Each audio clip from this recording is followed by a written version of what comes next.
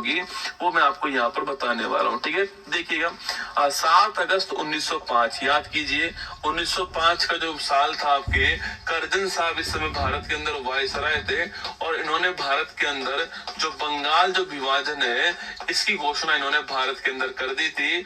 और इसी के विरोध में कलकत्ता के टाउन हॉल में, कहां पर, कलकत्ता के टाउन हॉल के अंदर जो है, कलकत्ता के टाउन हॉल के अंदर विदेशी वस्तुओं का जो बहिष्कार है इसको स्टार्ट किया गया ना। कलकत्ता के टाउन हॉल में जो विदेशी वस्तु है इसका जो बहिष्कार था इसको चालू किया गया, इसको स्टार्ट किया गया। और वह तारीख कौन सी, वो तारीख थी आपके 7 अगस्त 1905, आपको ध्यान रखना है। आगे देखिए 16 अक्टूबर 1905, ये वही तारीख है जिस तारीख को बंगाल जो है इसका विभाजन होना तय हुआ था। ठीक है, इसी तारीख को बंगाल जो विभाजन आपके यह तय किया गया था और इसी तारीख को आपके रक्षाबंधन दिवस के रूप में बनाया गया था। आगे देखिएगा 1907 पूछूं आपसे, याद कीजिए सूरत अधिवेशन जो है वो इस समय होता है और सूरत जो अधिवेशन हुआ था जो कि आपके कांग्रेस का अधिवेशन था, इस अधिवेशन के अंदर रास बिहारी, कौन, रास बिहारी घोष जो है ये आपके इसमें अध्यक्ष बनते हैं। और इस अधिवेशन में गरम दल और नरम दल का आपकी विभाजन हो गया। ठीक, ब्रेकअप हो गया था। कांग्रेस में 2 दल बन गए आपके, गरम दल अलग हो गया आपके लाल बाल पाल वाला, और जो आपके नरम दल है वो अलग हो गया 1907 के अंदर। इसके बाद में दोस्तों 1909 की बात करूं आपसे, इसमें आपके कौन सा, इसमें आपके जो है मार्ले मिंटो एक्ट, कौन सा है, मार्ले मिंटो जो एक्ट है आपके 1909 का मार्ले मिंटो एक्ट आता, नोट करना आपके। और इसी एक्ट के द्वारा सांप्रदायिक निर्वाचन प्रणाली भारत में स्टार्ट होती है। ठीक है, तो इसी के द्वारा भारत में सांप्रदायिक निर्वाचन जो प्रणाली है इसकी भारत के अंदर शुरुआत होती है, आपको ध्यान रखना है, मार्ले मिंटो एक्ट 1909 के द्वारा। आगे देखिएगा 9 जनवरी 1915 पूछूं आपसे, जो गांधी जी बैक है ना, जो महात्मा गांधी जी है, महात्मा गांधी जी है वो भारत आ चुके हैं, गांधी जी बैक, आपको ध्यान रखना है 9 जनवरी 1915 को। और 9 तारीख को जो है हम, इसी तारीख को हम प्रवासी भारतीय दिवस के रूप में सेलिब्रेट करते हैं। ठीक है, 1916 पूछूं आपसे, तो कांग्रेस का लखनऊ अधिवेशन हो गया और आपको याद होगा इस अधिवेशन के हेड कौन थे, अंबिका चरण मजमूदार जो है वो इस अधिवेशन के हेड थे, आपको ध्यान रखना है। और इसी अधिवेशन में कांग्रेस और मुस्लिम लीग जो है इनका आपस में क्या होगा, आपके इनके बीच में आपके पैक्ट हो गया या फिर इनके बीच में एग्रीमेंट हुआ। और जो नरम दल और जो गरम दल है इनके बीच वापस से क्या होगा, पैचअप हो गया, ये आपस में विलय हो गए, ध्यान रखना है 1916 के अधिवेशन के अंदर। आगे देखिएगा 1917 की बात करूं आपसे, और इसी आपके 1916 के अंदर आपके इसी में देखिएगा आपके बनारस हिंदू यूनिवर्सिटी जो है इसकी स्थापना भी होती है। और इसी वर्ष आपके होम रूल लीग मूवमेंट जो है, होम रूल लीग मूवमेंट जो है यह भी आपकी इसी वर्ष स्टार्ट होता है। एनी बेसेंट और आपके बाल गंगाधर तिलक का नाम आपको ध्यान रखना है ना। और बीएचयू की स्थापना भी इसी वर्ष। आगे देखिए 1917 की बात करूं आपसे, याद कीजिए तो 1917 जो आपके कांग्रेस का कलकत्ता अधिवेशन होता है और इस अधिवेशन की हेड कौन होती है, एनी बेसेंट इस अधिवेशन की हेड होती है। और आपको ध्यान रखना है कि ये कांग्रेस की पहली महिला क्या थी, अध्यक्ष थी, आपको ध्यान रखना है। ठीक है, इसी वर्ष में चंपारण सत्याग्रह होता है और महात्मा गांधी जी पहली बार इसमें भाग लेते हैं और ये बिहार के अंदर होता है। और जो नील की जो खेती थी, नील की जो खेती है इसके विरोध में, और यहाँ पर जो प्रथा चल रही थी आपके तिनकठिया प्रथा, इसके विरोध में ये स्टार्ट होता है, चंपारण के अंदर होता है। आपके शुक्ला जी ने महात्मा गांधी जी को बुलाया था, यहाँ पर ध्यान रखना है ना। 1919 पूछूं आपसे, इसमें एक तो रोलेट एक्ट आ गया, याद कीजिए, ना अपील ना दलील जो कानून है आपके वो है रोलेट एक्ट, ना अपील ना दलील ना वकील। ठीक है, अगला पॉइंट, इसी वर्ष में मॉन्टेग्यू चेम्सफोर्ड अधिनियम आ गया आपके। मॉन्टेग्यू चेम्सफोर्ड जो अधिनियम है वो भी इसी वर्ष में आ चुका है, जहां पर प्रांतों में डुअल सिस्टम जो है इसको लागू किया गया, आपको ध्यान रखना है। तो 1919 का रॉलेट एक्ट हो गया और मॉन्टेग्यू चेम्सफोर्ड अधिनियम जो है यह भी 1919 का है। और 13 अप्रैल 1919 को एक घटना होती है आपकी जिसका नाम था जलियांवाला बाग नरसंहार, ठीक है। और ये जो घटना थी आपकी, इस घटना के बाद में अमृतसर के अंदर होती है और इसमें आपके वकील के रूप में भारत की ओर से शरशंकर नायर जो है इनको अपॉइंट किया गया, आपको ध्यान रखना है, ठीक है। आगे देखिएगा 1920 की बात करूं मैं आपसे तो 1920 लिखिएगा। 1920 जो आपके भारत में जो असहयोग आंदोलन है इसकी शुरुआत कब हो चुकी है? 1920 के अंदर जो है इस आंदोलन की शुरुआत भारत में होती है। और जो महात्मा गांधी जी आपके वो क्या करते हैं आपके, वो अपने केसर हिंद की जो उपाधि है इसे त्याग देते हैं, आपको ध्यान रखना है। अगला क्वेश्चन है फरवरी 1922, ठीक है। याद कीजिए चौरी चौरा घटना होती है आपके, चौरी चौरा घटना होती है कहाँ पर? गोरखपुर के अंदर होती है, नोट करना, गोरखपुर के अंदर होती है यूपी में।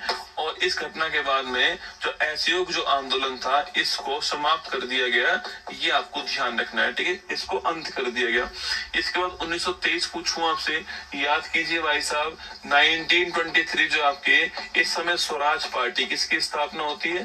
स्वराज पार्टी की स्थापना होती है, नोट कीजिएगा। और स्वराज पार्टी की स्थापना करने वाले कौन थे? चित्तरंजन दास थे, CR दास थे और मोतीलाल नेहरू। कौन थे? मोतीलाल नेहरू, चित्तरंजन दास, नाम नोट करना। 1923 स्वराज पार्टी, आपको ध्यान रखना है। इसके बाद में 1924 पूछूं आपसे, बेलगाम अधिवेशन होता है। और जो बेलगाम जो अधिवेशन था इसके हेड कौन थे? महात्मा गांधी जी आपके इसके हेड बनते, पहली बार ही हेड बने, ठीक है। इसके बाद 1925 पूछूं आपसे, इस वर्ष में आपके कानपुर अधिवेशन होता है और इसकी हेड कौन बनती है? सरोजिनी नायडू इसकी हेड बनती है। पहली भारतीय महिला हेड कौन आपके? यही थी, आपको ध्यान रखना है। नेक्स्ट क्वेश्चन देखिएगा 9 अगस्त 1925 पूछूं आपसे, इस तारीख को काकोरी ट्रेन एक्शन क्या होता है? काकोरी ट्रेन एक्शन जो है वो इसी तारीख को होता है।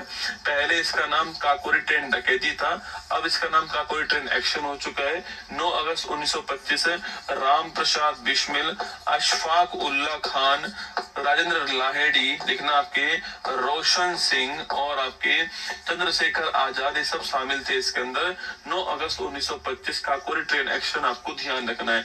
इसके बाद देखिए 1927 पूछूं आपसे, साइमन कमीशन जो है, साइमन कमीशन जो है इसका निर्माण होता है 1927 में, इसका फॉर्मेशन हो गया, ठीक है। 7 लोग थे इसमें, सबके सब विदेशी थे। और 1928 के अंदर ये भारत आ गया ना, 1928 में ये भारत आ गया था। इसका विरोध भारत में होता, साइमन गो बैक के नारे भारत के अंदर लगाए गए, ठीक है। इसी वर्ष में आपके नेहरू रिपोर्ट जो है यह भी भारत में पेश होती है, ये भी आपको ध्यान रखना है। मोतीलाल नेहरू जो है ये रिपोर्ट बनाते हैं 1928, आपको नोट करना है।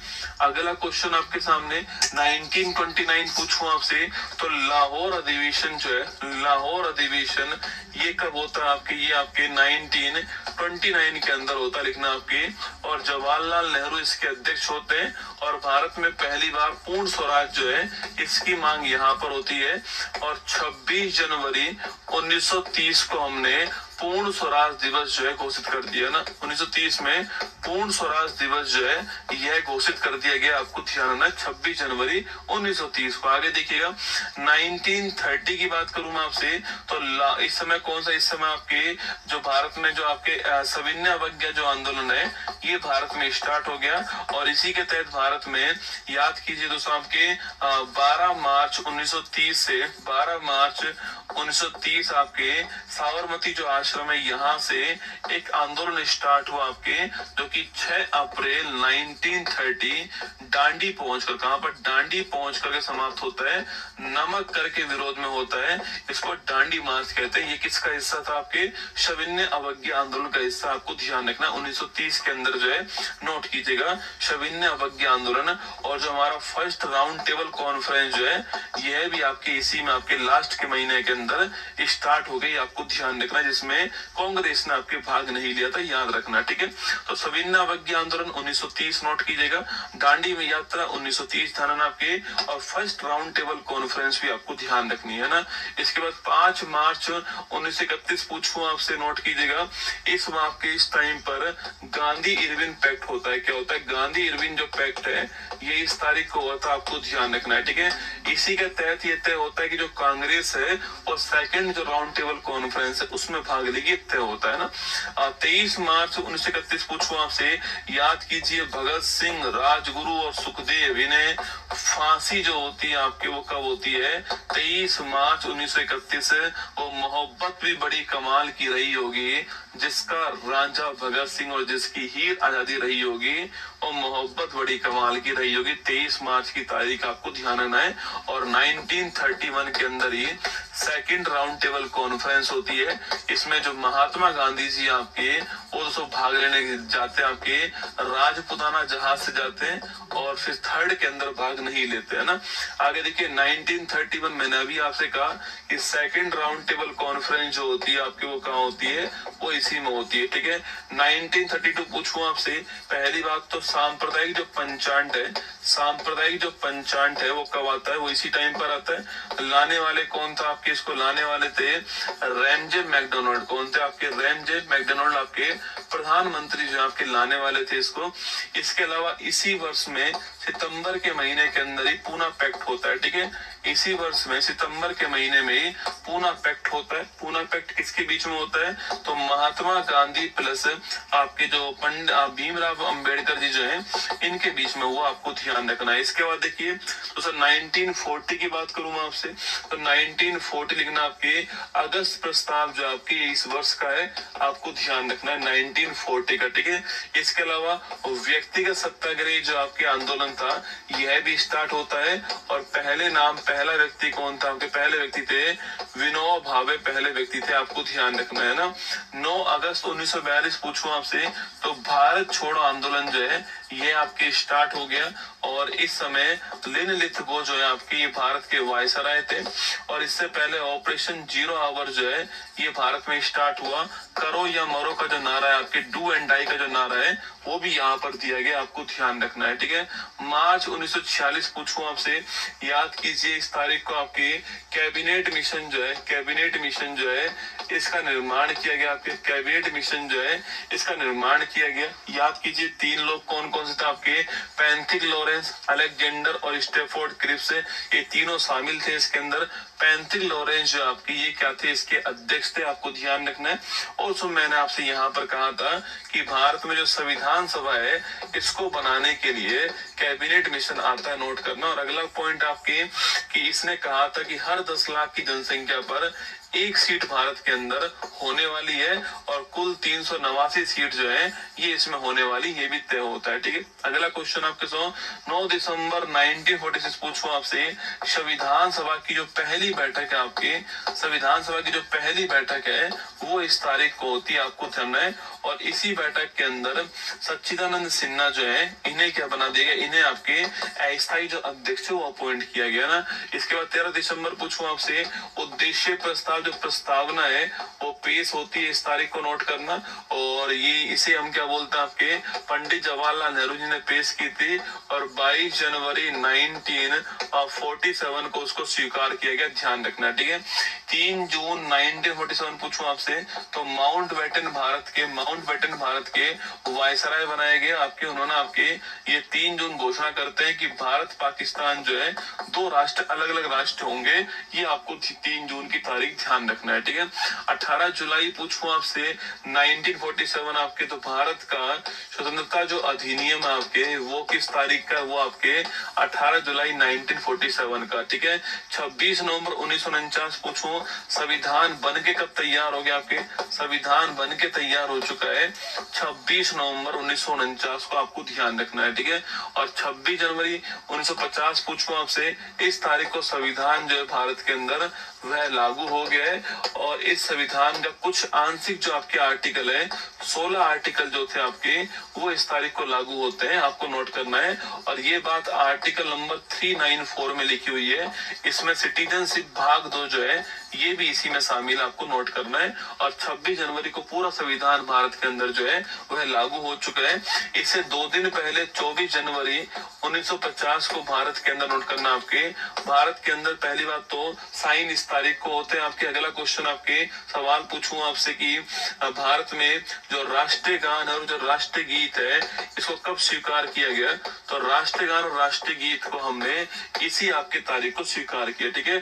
और इसके 2 दिन बाद 28 जनवरी 1950 पूछूं आपसे, इस तारीख को सुप्रीम कोर्ट जो आपके इसका फॉर्मेशन हो गया था, ये आपको ध्यान रखना है। वहीं पर 22 जुलाई 1947 पूछूं आपसे, जो भारत में जो राष्ट्रीय ध्वज है इसको हमने इस तारीख को अपनाया, आपको नोट करना है। ये था हमारा गायत्री मंत्र, जिसमें मैंने आपको 1901 से लेकर के 1950 तक की जो घटनाएं थी मैंने आपको एक वीडियो में समझा दिए। टाइम टाइम पर ये आपको क्लास 4 जो है वो गायत्री मंत्र के रूप में सुनाई देगी, जिससे कि आपका रिवीजन होता रहेगा, ठीक है। तो चलिए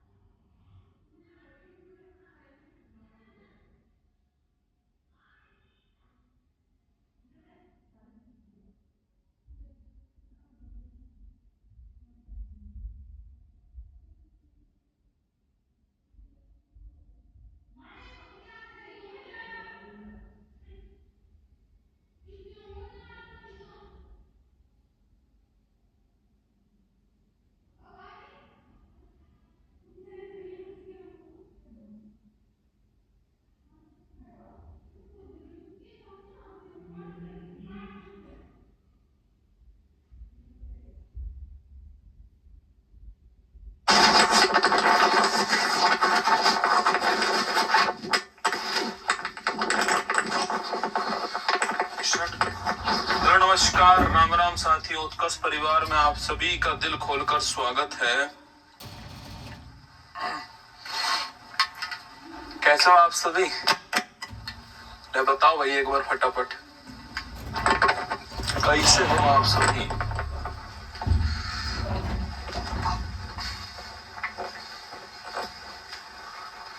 ठीक ठाक हो, अच्छे हो, बढ़िया हो? कैसा चल रहा है तुम्हारा बैच? सबको ठीक ठाक चल रहा है? और तुम मुझे इतना मिस क्यों करते हो ये बताओ। नहीं, मेरी 50 मास्टर क्लास खत्म हो जाएंगे और फिर बैच चलता रहेगा, अच्छा लगेगा कि ये बताओ? है? अरे भाई मंजेश यादव, क्या उम्मीद नहीं थी तेरे को? ऐसे से वर्ड तो लिख रहा है, मैं खोपड़ी फोड़ दूंगा, ध्यान रखना मेरी बात को। तू हल्के में ले रहा है मास्टर को। चुपचाप पढ़ना है ना, चू भी नहीं करनी है, ठीक है। चलिए देखो, मेरी 50 मास्टर क्लास आपके लिए होने वाली है। मैं ऐसे नहीं आता हूँ, आपको लगता है कि मैं डेली आके खड़ा हो जाऊं यहाँ पे झमाझम पढ़ाना चालू कर दूं आपको, उससे फिर 50 क्लास से 50 सवाल थोड़ी आएंगे। मैंने आपसे कहा हुआ है कि मेरी 50 मास्टर क्लास आपकी क्लास में होंगे तो होंगी, मतलब इसमें क्या किंतु परंतु है। 50 से 51 ही होंगी, 50 से 49 नहीं होंगी। ये मेरा आपसे वादा था, तो मेरा आपसे क्लास रहेगी, ठीक है। पहली बात। दूसरी बात, मतलब हर चीज का समय होता है, मतलब मैं अपने अनुसार क्लास लेता हूँ ना, मैं ऐसा आपके अनुसार क्लास नहीं लेता हूँ। ये मैं आपको शुरुआत में ही कह रहा हूँ, ठीक है, कि आप चाहो कि आपके अनुसार क्लासरूम नहीं, मैं अपने अकॉर्डिंग पढ़ाऊंगा, मैं अपने अकॉर्डिंग चलूंगा, ठीक है। अगली बात दोस्तों, एक मैं आपको है ना, मेरी 50 क्लास तो होंगी, मैं आपको इसमें 5 क्लास मेरी इसमें एक अलग से आएंगी आपकी। उन 5 क्लास में मैं आपको 1000 क्वेश्चन डिस्कस करने वाला हूँ। हर क्लास में 200 क्वेश्चन होंगे, 1000 क्वेश्चन होंगे, सारे के सारे PYQs हैं। एक मेरी बुक आई थी दिल्ली पुलिस की, आपने देखी क्या? देखो 50 क्वेश्चन एग्जाम में छपाने तो मेहनत बहुत लगेगी ना, ऐसा नहीं होगा कि तुम चाहो और तुम्हारे चाहने से कुछ होता नहीं है, ठीक है, मेरी बात सुन लो। सिलेक्शन ऐसे होता नहीं है। देखा 50 साल लग गए भारत की महिला टीम को अपने एक वर्ल्ड कप जीतने में, तो समय लगता है। आप मुझे समय दो, आप तो ये बोला करो कि सर आप जब क्लास लो पूरे मन से लो और आप अपनी तरफ से बेस्ट दो। अगर मैंने अपनी तरफ से बेस्ट दे दिया तो यकीन मानना आपका पेपर का सवाल तो बाहर नहीं जाएगा। ये आपको ही पता है, तभी आप इस बैच में हो, वरना आप इस बैच में नहीं होते, मैं ऐसा मान के चलता हूँ, ठीक है। अभी मेरा क्या है, जो मॉर्निंग वाला जो ब्रह्मास्त्र बैच है ना, उसके 3 4 5 क्लास बाकी हैं, मैं उनको फिनिश करवाने में लगा हुआ हूँ। जैसे वो फिनिश हो जाएंगी तो फिर आपकी बारी है, फिर आपका वाला बैच ही सुबह 10 बजे शिफ्ट हो जाएगा, ठीक है, निश्चिंत रहो। कुछ बच्चे कहेंगे सर मॉक टेस्ट में नंबर नहीं आ रहे जीके जीएस में, तो भाई क्यों आएंगे, उस मेन टेस्ट में नंबर आ जाएंगे जीके जीएस में। बाकी तो मुझे नहीं पता कौन सा मॉक टेस्ट देते हो आप, क्या करते हो, ठीक है ना। ये 5 क्लासेज आपकी होंगी, 1000 क्वेश्चन आपकी PYQ। जो मेरी बुक आई थी PYQ, मैंने उसमें मैंने 1000 क्वेश्चन दिए, तो उनको मैं जो है इन 1000 क्वेश्चन को मैं आपको करवाऊंगा, ठीक है। वैसे मैं पहले करवाने वाला नहीं था, मैं इन 1000 क्वेश्चन को आपको सोल्व करवाऊंगा। आप मान के चलना कि आपकी पेपर में 10-12 क्वेश्चन तो निश्चित तौर पे इनमें से 100% आएंगे, हर किसी की शिफ्ट में 100% आएंगे। तो मैं इनको छोड़ नहीं रहा हूँ ना, मैं आपके भरोसे नहीं छोड़ रहा हूँ, ठीक है। मैं खुद आपको यहाँ पर इनको सोल्व करवाऊंगा ना, आपको ना, आपके पास बुक है तो अच्छी बात है, नहीं है तो मैं तो यहाँ पर आपको सोल्व करवाऊंगा।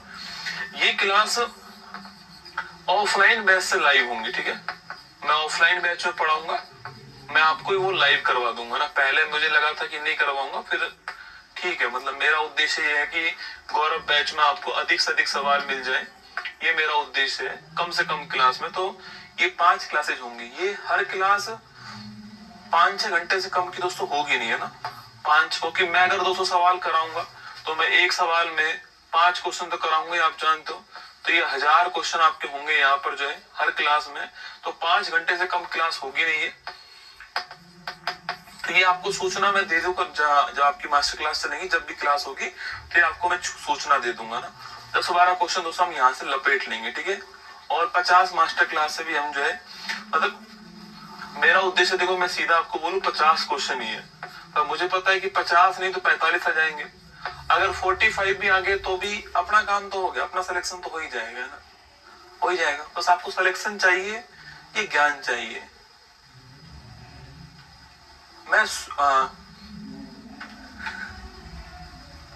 मैं ना ऐसा नहीं कर सकता, आप मेरी बात समझो, मैं थोड़ा अलग टाइप का इंसान हुआ ना।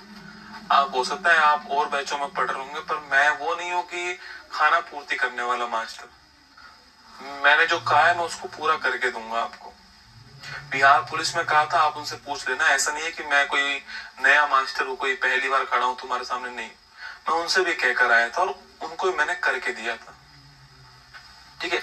ये मेरे पहले एजेंडे में नहीं था कि मैं आपको सोल्व कराऊंगा, पर मुझे लगा कि यार 10-12 क्वेश्चन आएंगे एग्जाम में, मैं क्यों छोड़ू उसको ना, मैं कराऊंगा इसको सोल्व आपको। और आपके अकॉर्डिंग बिल्कुल नहीं चलूंगा, इस शुरुआत में लिख लो, आपके अकॉर्डिंग बैच बिल्कुल नहीं चलेगा। बैच का नाम कुमार गौरव है, तो बैच गौरव के अकॉर्डिंग चलेगा। और कुमार गौरव वो कड़वा घूंट है जो आपको पीना ही पड़ेगा पेपर तक। पेपर के बाद तो जो आपका मर्जी हो वो करना, मुझे कोई समस्या नहीं है। सिलेक्शन के बाद मैं आपसे एक बार भी नहीं कहूंगा कि आप कुमार गौरव के यहाँ पर इंटरव्यू देने आओ, आपने हमारे यहाँ से पढ़ाई की, एक बार भी नहीं कहूंगा, प्रॉमिस है आपसे ना ही आपको फोन करके कहूंगा।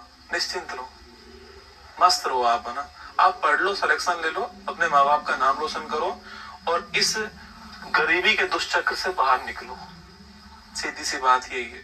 और बिना पढ़े वो होगा नहीं, मेरी बात आप समझ गए होंगे, है ना। छोटी सी बात थी जो मैंने शुरुआत में आपको कर दी है ना। अभी आपकी क्लास शाम को 8 बजे चल रही है। भविष्य में वो क्लास जो है, जब मेरा ब्रह्मास्त्र बैच समाप्त होगा तो 10 बजे आपकी क्लास होगी, है ना। ठीक है। मास्टर क्लास की टाइम टेबल क्या होगा, टॉपिक पूरा होने तक होगा। अब उसमें 1 घंटा लगे, 1.5 घंटा लगे, 2 घंटा लगे, 2.5 घंटा लगे, वो चलती रहेगी। जिसको जितनी देखनी हो उतनी देख करके, कोई और काम करना हो तो वो कर ले, जब फ्री हो जाओ तो ये क्लास देख ले। ठीक है। शुरुआत में कह रहा हूं आपसे, कई बाद में आप चू चा चू करो कि गुरुजी नहीं ऐसे वैसे ऐसे। मैं सुनता नहीं हूं ना, सुनता तो आज यहां होता नहीं। ठीक है ना। लाओ चेहरे पर मुस्कान लेकर आओ एक बार, फिर शुरुआत करेंगे। फटाफट लेकर आओ चेहरे पर मुस्कान एक बार, फटाफट लाओ, फिर स्टार्ट करते हैं। अच्छा, कई बोल रहे हैं कि सर गायत्री मंत्र समय की बर्बादी है। अरे भाई, जिस दिन पेपर आएगा ना उस दिन आपको सबसे अधिक क्वेश्चन गायत्री मंत्र से आएंगे। ये मैं से नहीं, सब टीचर से पूछ के देखना। ये गायत्री मंत्र बर्बादी नहीं थी, ये आपका, जब मैंने कहा ना जब पेपर आएगा तो सबसे ज्यादा क्वेश्चन गायत्री मंत्र से आएंगे और मैं चलवाऊंगा। हाँ, एक सुन लो, रिवीजन क्लास है, आप मेरे साथ साथ नोट्स बनाओगे ऐसी उम्मीद बिल्कुल मत रखना। आपकी स्पीड तेज हो तो आप बना लेना। ठीक है। मैं रुक के नहीं आपको बोलूंगा नहीं कि छाप लो, रिवीजन करवा रहा हूँ ना। रिवीजन का मतलब क्या होता है, आपने पहले पढ़ा हुआ, मैं रिवीजन करवा रहा हूँ। हर सब्जेक्ट का रिवीजन कराऊंगा मैं आपको। गुरुजी हिस्ट्री पढ़ाओ, ज्योग्राफी पढ़ाओ, स्टैटिक्स पढ़ाओ, ये कराओ वो कराओ, मुझे कोई मतलब नहीं है। मुझे आपके 50 सवाल से मतलब है, मैं कैसे कराऊं ये मेरा मंत्र है। ठीक है ना। मास्टर आप तो जाति कर रहे हो हमारे साथ। हाँ, जाति करनी पड़ती है, क्या करें। तुम्हारे सीधी सीधी बात समझ में थोड़ी कौन आवे, है ना। तो चलिए, एक हमारी क्लास पहले हो चुकी थी अगर आपको याद हो तो, जिसमें मैंने आपको भारत के संगठन जो है वो पढ़ा दिए थे। भारत के संगठन जो है ये मैंने आपको पढ़ाए थे एक क्लास में। आप सभी ने वो क्लास ली होगी, उसकी पीडीएफ आपको ऐप में मिल गई होगी। क्लास खत्म होते पीडीएफ आपको मिल जाएगी। ठीक है, निश्चिंत रहे, क्लास खत्म होते पीडीएफ दोस्तों आपको मिलेगी। आज ये गायत्री मंत्र चलाने का उद्देश्य क्या था, तो दोस्तों आज जो है हम जो आधुनिक इतिहास है हमारा, इसको रिवाइज करने वाले। आज सेकंड क्लास है हमारी। आज हम आधुनिक इतिहास टॉपिक जो है इसको रिवाइज करेंगे। आज भी आप निश्चित मान के चलना कि 2-3 क्वेश्चन आज वाली क्लास से निश्चित तौर पे आपके एग्जाम में आएंगे ही आएंगे, आधुनिक इतिहास से। तो हम इसको रिवीजन करेंगे आप सभी को। ठीक है, चलिए तो शुरुआत करते हैं। सारी दुनिया कहने लग जाए कि तुम ये नहीं कर सकते, तब चुपके से अपने दिल से कहो अब समय आ गया है संघर्ष करने का, और शुरू हो जाओ तुम्हारी जीत पक्की है। चलो दोस्तों स्टार्ट करते हैं। आप दोस्तों स्टार्ट करते हैं, दोस्तों स्टार्ट करते हैं। थोड़ा समय लगेगा पर दोस्तों चलो मैं अपने हाथ से दोस्तों लिखता हूं ना, मैं अपने हाथ से लिखता हूं सारी डेट्स आपके सामने यहाँ पर, ये ठीक दोस्तों रहेगा। लिखो आप आधुनिक इतिहास,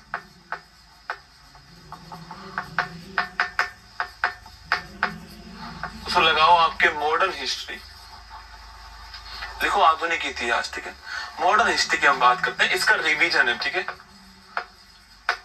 दोस्तों, इसका रिवीजन है। सबसे पहले हम डेट्स की बात कर लेते हैं ना। आज वाली क्लास में डेट जो हमारे लिए महत्वपूर्ण है उनको दोस्तों एक साथ में आपको लिखा रहा हूँ, फिर इसी का गायत्री मंत्र बना के फिर दोबारा चलवाएंगे आपके लिए। ठीक है, चलो दोस्तों मॉडर्न हिस्ट्री की हम जो शुरुआत है आपके वो कर रहे हैं कहाँ से, 1707 से। 1707 में आप सभी जानते हो किसका निधन हुआ था। अब जो सवाल पूछूं उसका जवाब देना है बस, है ना। कमेंट बॉक्स में फालतू कमेंट एक भी नहीं करना वरना ब्लॉक कर देगा ये। दोस्तों औरंगजेब का निधन हुआ था 1707 में। किसका निधन होता है, औरंगजेब का निधन होता है 1707 में, आपको ध्यान रखना है दोस्तों। औरंगजेब जो है इसको हम लोग जिंदा पीर भी कहते हैं, क्या बोलते हैं सर, इसे हम लोग जिंदा पीर भी कहते हैं। औरंगजेब के बाद में मुगल शासन की सत्ता समाप्त हो चुकी थी, मुगल शासन कमजोर हो चुका था औरंगजेब के बाद में। इसके बाद में जितने भी शासक आते हैं दोस्तों आपके, वो महत्वाकांक्षी शासक नहीं थे आपके, जैसे कि मोहम्मद शाह रंगीला, बहादुर शाह जफर, उनसे काम चल नहीं पाए। इसलिए अब जो है औरंगजेब के बाद में डिक्लाइन चालू किसका होगा, आपके मुगल काल का डिक्लाइन दोस्तों स्टार्ट होगा। मुगल काल में आपको दो क्वेश्चन दोस्तों नोट कर लेने। सवाल पूछे कि भाई मुगल काल में वास्तुकला का स्वर्णिम युग कौन सा है, तो वास्तुकला आर्किटेक्चर का स्वर्णिम युग की बात करूं मैं आपसे तो वह कौन सा लिखना आपके, तो वह आपके शाहजहां का काल हो गया, ध्यान रखना। एक चित्रकारी का पूछूं आपसे, चित्रकला का पूछे आपसे कौन सा है, तो चित्रकला का लिखिएगा आपके स्वर्णिम जो युग है आपके, यह जहांगीर का काल है, आपको ध्यान रखना है, ठीक है। चित्रकला का जहांगीर हो गया और वास्तुकला का आपके कौन हो गया, वास्तुकला का शाहजहां हो गया, आपको उसको ध्यान रखना है, ठीक है। इसके बाद जो महत्वपूर्ण घटना आती है वह आती है 23 आपके, तो 23 तारीख नोट करो मैं आपके, 23 जून 1757। कभी कभी इसकी डेट पूछ लेता है एग्जाम में ना, हम लोग क्या याद करते हैं, हम लोग याद करते हैं केवल वर्ष है ना, कर एग्जाम में कभी कभी डेट आती है। इस तारीख को एक बड़ा फेमस वॉर होता है, प्लासी का वॉर। कौन सा होता है, प्लासी का युद्ध आपके, ये बड़ा फेमस वॉर जो है यह इस टाइम पर होता है, प्लासी का वॉर 23 जून 1757 को।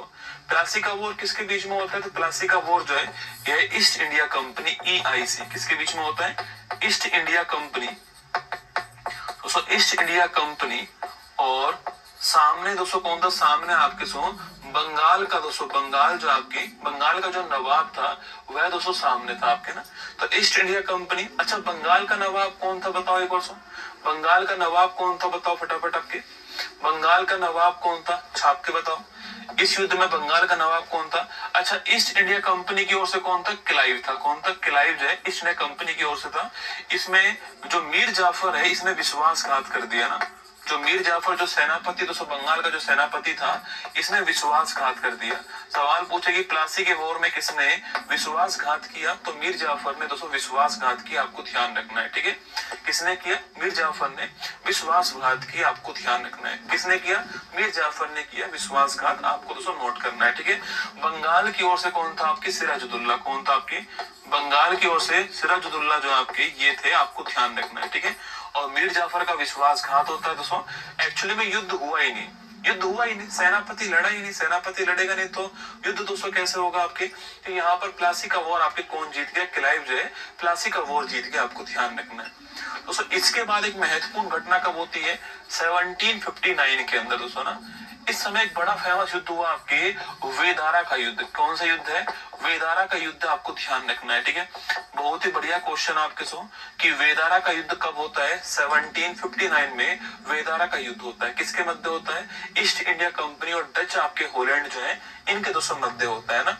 तो ईस्ट इंडिया कंपनी वर्सेज आपके डच जो होलैंड थे इनके मध्य होता है, और यहाँ पर ये डच दोस्तों हारे है ना, इनकी हार होती है और ईस्ट इंडिया कंपनी की आपकी जीत होती है। क्या होती है, ईस्ट इंडिया कंपनी की जीत होती है और डच या होलैंड की हार होती है, ध्यान रखना। तो वेदारा का युद्ध में 1759 की डेट आपको ध्यान रखनी है, ठीक है। मैं लास्ट में रिवीजन भी कराऊंगा आपको इन सब चीजों का, दोस्तों वापस है ना, निश्चिंत रहना। तो सवाल पूछे कि 1707 में औरंगजेब का निधन होता है, 23 जून 1757 को प्लासी का युद्ध होता है, east India company versus Bengal के मध्य होता है, ईस्ट इंडिया कंपनी की जीत होती है। 1759 में वेदारा का युद्ध होता है, east India company versus Dutch के बीच में होता है, ईस्ट इंडिया कंपनी दोस्तों यहाँ पर जीत दर्ज करती है, आपको ध्यान रखना है, ठीक है दोस्तों। इसके बाद में 1761 में क्या होता है, 1761 में पानीपत, आपके पानीपत का तीसरा युद्ध होता है। पानीपत का तीसरा युद्ध जो है यह 1761 में होता है। देखो पानीपत दोस्तों हरियाणा के अंदर है ना, पानीपत का पहला दूसरा तीसरा एग्जाम में सवाल कभी कभी पूछ लेता है दोस्तों, किस किस के बीच में हुआ, ठीक है, सवाल आता है एग्जाम में। देखो दोस्तों पानीपत का जो पहला युद्ध है आपके, फर्स्ट जो आपके यह 1526 के अंदर होता है दोस्तों ना। किसके मध्य होता है, तो बाबर, एक तरफ दोस्तों बाबर था आपके और एक तरफ कौन था, इब्राहिम लोदी। कौन था, बाबर वर्सेज इब्राहिम लोदी जो है इनके मध्य जो है पानीपत का पहला युद्ध होता है। जीतने वाला कौन, आपके बाबर जीतने वाला, ठीक है। सेकंड जो युद्ध होता है वो आपके 56 के अंदर होता है। एक तरफ दोस्तों आपके अकबर था और एक तरफ आपके हेमू था। कौन था, हेमू था, अकबर इसमें जीतने वाला, आपको ध्यान रखना है, ठीक है। ये पानीपत का फर्स्ट और सेकंड दोस्तों वॉर हो गया। थर्ड वॉर पानीपत का 1761 में होता है। इस पानीपत के थर्ड वॉर में एक तरफ तो कौन होते हैं, मराठा होते हैं आपके ना, और एक तरफ उसके सामने आपके जो विदेशी हमारे ऊपर आक्रमणकारी था आपके अहमद शाह अब्दावली।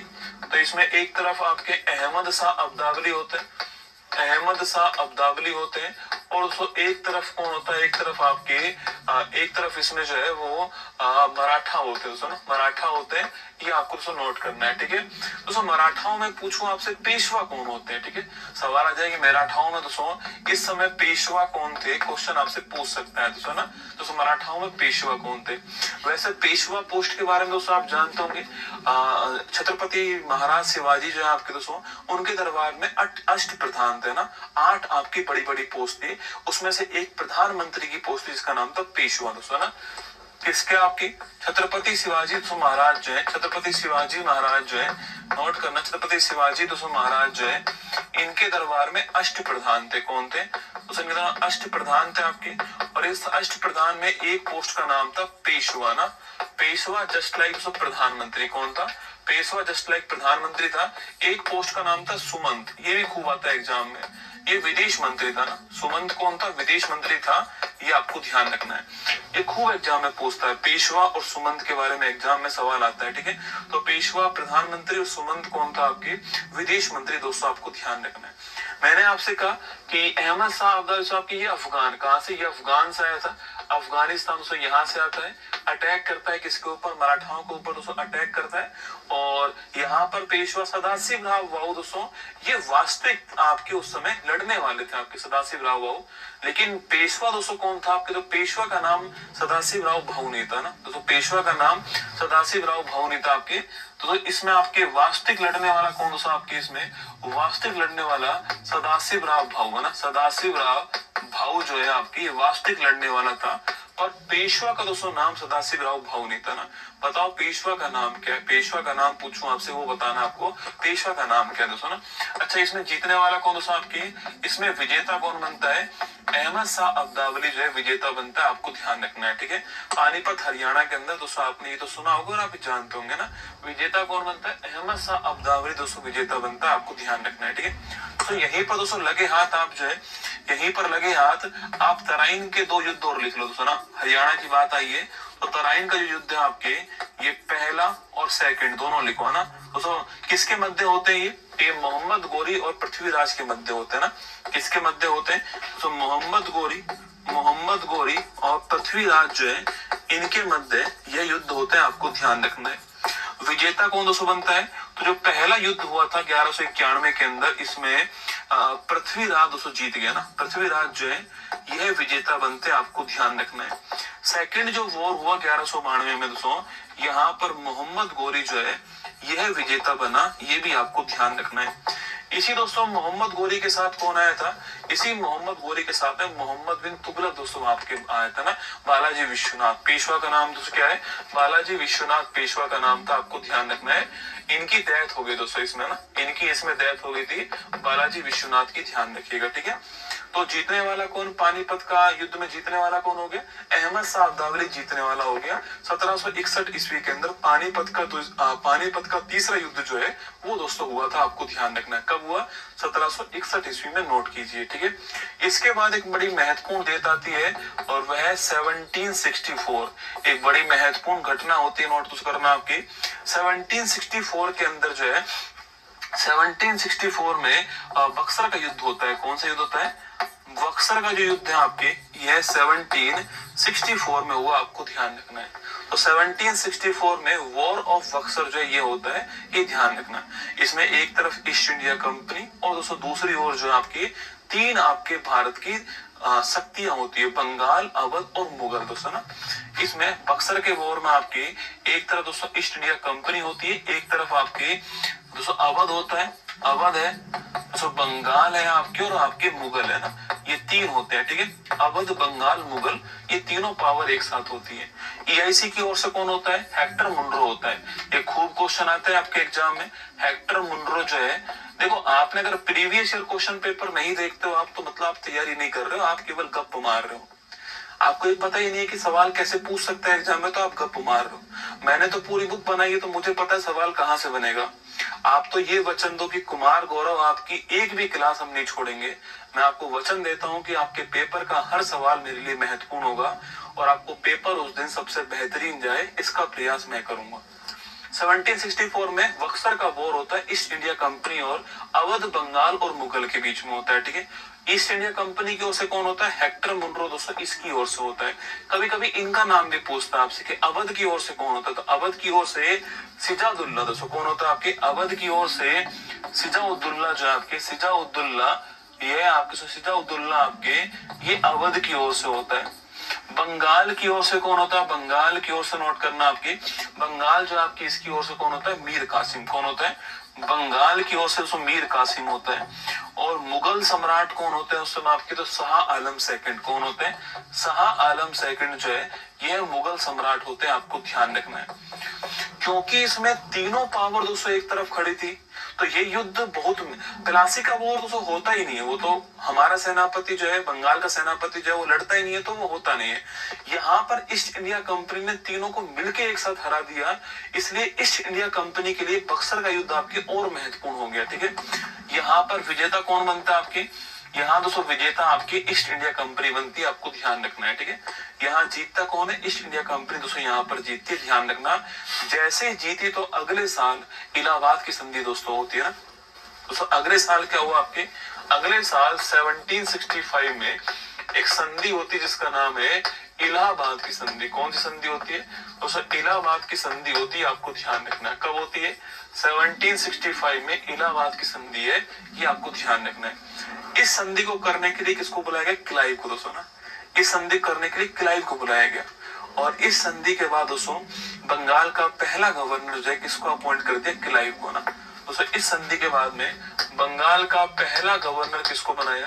तो बंगाल का पहला गवर्नर जो है यह कौन अपॉइंट हुआ? क्लाइव जो है, यह बंगाल का पहला गवर्नर जो है ये अपॉइंट हुआ दोस्तों। क्लाइव ने दोस्तों बंगाल के अंदर ड्वेल सिस्टम दोस्तों स्टार्ट कर दिया। तो बंगाल में पूछूं आपसे कि बंगाल में द्वैध शासन जो है, बंगाल में द्वैध शासन जो है इसकी शुरुआत कब होती है? इसकी शुरुआत भी 1765 में हो चुकी थी, ये आपको ध्यान रखना है, ठीक है। तो ड्वेल सिस्टम की शुरुआत होती है, ये आपको नोट करना है। तो ड्वेल सिस्टम का मतलब क्या है दोस्तों आपकी? इसका मतलब सीधा सीधा ये है कि रेवेन्यू कलेक्ट कौन करेगा? अंग्रेज करेंगे, और खर्चा कौन करेगा? बंगाल का नवाब करेगा। रेवेन्यू तो वो लेंगे, खर्चा कौन करेगा? ये करेगा। इसको बोलते हैं ड्वेल सिस्टम। शुरू करने वाला कौन है? क्लाइव, आपको ध्यान रखना है दोस्तों। इसके बाद में एक बड़ा महत्वपूर्ण अधिनियम आता है 1773 का रेगुलेटिंग एक्ट। कौन सा आता है? 1773 का रेगुलेटिंग दोस्तों एक्ट आता है। जो रेगुलेटिंग दोस्तों एक्ट होता है, रेगुलेटर, आपके घर में पंखा है दोस्तों, उसका रेगुलेटर होगा। उद्देश्य क्या है? पंखे को कंट्रोल करना। तो अंग्रेज जो इंग्लैंड में बैठे हुए थे, जो महारानी बैठी हुई थी, उसने ईस्ट इंडिया कंपनी को रेगुलेट करने के लिए अधिनियम स्टार्ट कर, जिसका नाम क्या है? Regulating act. कब की बात है? 1773 की बात है। इसमें पहला पॉइंट सुनना मेरी बात को, बंगाल का गवर्नर आज से बंगाल का गवर्नर जनरल दोस्तों होगा। इसका पहला पॉइंट क्या है? इसका पहला पॉइंट है कि बंगाल का गवर्नर दोस्तों आज से बंगाल का गवर्नर जनरल होगा, ये तय दोस्तों होता है, ठीक है। बंगाल का गवर्नर आज से बंगाल का गवर्नर जनरल होगा, ये तय होता है। और पहला कौन बनाया गया आपके दोस्तों? पहला बनाया गया कौन आपके? फर्स्ट बनाया गया वॉरेन हेस्टिंग्स। कौन बनाया गया? फर्स्ट बनाया गया वॉरेन हेस्टिंग्स, ये आपको ध्यान रखना है। तो बंगाल का गवर्नर जनरल होगा और पहला वॉरेन हेस्टिंग्स को बनाया गया, आपको ध्यान रखना है। इसी के साथ दोस्तों कलकत्ता में 1774 में कलकत्ता में सुप्रीम कोर्ट की स्थापना होती है। बड़ा बढ़िया क्वेश्चन है। कलकत्ता में सुप्रीम कोर्ट की जो स्थापना है यह होती है 1774 में, ठीक है। तो कलकत्ता में सुप्रीम कोर्ट की स्थापना 1774 में होती है। इसका पहला न्यायाधीश किसको बनाया गया? एलिजा इम्प्रे को ना। सवाल पूछे कि सुप्रीम कोर्ट का पहला मुख्य न्यायाधीश किसको बनाया गया? तो पहला मुख्य न्यायाधीश जो है यह किसको बनाया गया? लेकिन आपकी यह एलिजा इम्प्रे। किसको बनाया गया? एलिजा इम्प्रे जो है इनको बनाया गया, आपको ध्यान रखना है। तो सुप्रीम कोर्ट का पहला मुख्य न्यायाधीश कौन बनाया गया? एलिजा इम्प्रे। 1774 में कलकत्ता के अंदर सुप्रीम कोर्ट की स्थापना होती है, ये दोस्तों आपको ध्यान रखना है। तो 1773 का रेगुलेटिंग एक्ट एग्जाम के लिए दोस्तों बड़ा महत्वपूर्ण, आपको नोट करना है, ठीक है। दोस्तों इसके बाद कौन आता है? इसके बाद में आता है 1784 का पिट्स इंडिया एक्ट, है ना। इसके बाद कौन सा एक्ट आता है? 1784 का पिट्स इंडिया एक्ट जो है दोस्तों ये आता है। पिट्स इंडिया एक्ट में प्रधानमंत्री कौन था? आपके पिट्स, है ना, विलियम पिट थे, उसी के नाम पे दोस्तों आपके पिट्स इंडिया अधिनियम आता है, कब? आपके 1784 में। तो 1784 में कौन सा एक्ट आता है? पिट्स इंडिया एक्ट आता है। सवाल दोस्तों आपसे ये पूछे कि ईस्ट इंडिया कंपनी पर कंट्रोल करने के लिए, उस पर कंट्रोल करने के लिए बोर्ड ऑफ कंट्रोल की स्थापना किस अधिनियम में होती है? वो इसी में होती है। तो सवाल पूछा आपसे कि board of control, board of control, board of control, इसको दोस्तों हिंदी में कहते हैं आपके नियंत्रक बोर्ड, है ना। बोर्ड ऑफ कंट्रोल जो है, अगर पूछूं आपसे इसकी स्थापना क्यों होती है? ईस्ट इंडिया कंपनी पर नियंत्रण के लिए जो है, इस पर नियंत्रण के लिए इसकी स्थापना होती है बोर्ड ऑफ कंट्रोल की, और ये पिट्स इंडिया एक्ट में होती है। आपको दोस्तों ये भी ध्यान रखना है, एग्जाम में बढ़िया क्वेश्चन आपके पिट्स इंडिया एक्ट में होती है, दोस्तों नोट करना। इसके बाद दोस्तों महत्वपूर्ण घटना कब होती है आपकी? यह होती है 1793। कब होती है आपके दोस्तों? 1793 में घटना होती है। 1793 में कॉर्नवालिस, आपके एक बड़ा फेमस आपके दोस्तों गवर्नर जनरल रहा हुआ है कॉर्नवालिस, वह भारत में स्थायी बंदोबस्त प्रणाली चालू करता है दोस्तों ना। 1793 में कॉर्नवालिस जो आपके, कॉर्नवालिस जो है, यह भारत में स्थायी बंदोबस्त प्रणाली स्टार्ट करता है ना। स्थायी बंदोबस्त प्रणाली जो है यह स्टार्ट करता है, आपको ध्यान रखना है, ठीक है। स्थायी बंदोबस्त प्रणाली आपने देखी होगी ना कि भू राजस्व की दोस्तों भारत में 3 महत्वपूर्ण प्रणाली थी। एक स्थायी बंदोबस्त थी, एक थी आपके कौन सी? महलवाड़ी दोस्तों, और एक थी आपके कौन सी? रैयतवाड़ी। 3 थी, है ना। अगर देखो दोस्तों आपसे ये पूछ ले कि साउथ इंडिया में कौन सी थी, तो एक डायग्राम दिमाग में रखना आप जो है। दोस्तों मान लो ये भारत है, ऐसा मान लो कि भारत है यहाँ पर, ठीक है। दोस्तों इस भारत में यहाँ पर जो व्यवस्था थी आपके सो, ये थी स्थायी बंदोबस्त। इसी को हमने क्या बोल दिया? इसी को हमने बोल दिया दोस्तों आपकी जमींदारी। क्या बोलते हैं? जमींदारी कह दिया। ये आपको ध्यान रखना है। तो स्थायी बंदोबस्त या जमींदारी दोस्तों ये कहाँ पे आपके? ये एरिया इसमें दोस्तों आता है, ये एरिया इसमें आता है, ठीक है। मतलब कि कहूं तो आपसे बंगाल दोस्तों, बिहार, वर्तमान का बिहार, अब बंगाल में पश्चिम बंगाल भी और बांग्लादेश दोनों आते हैं ना। बंगाल, बिहार और उड़ीसा, ये इसमें आता है, ठीक है।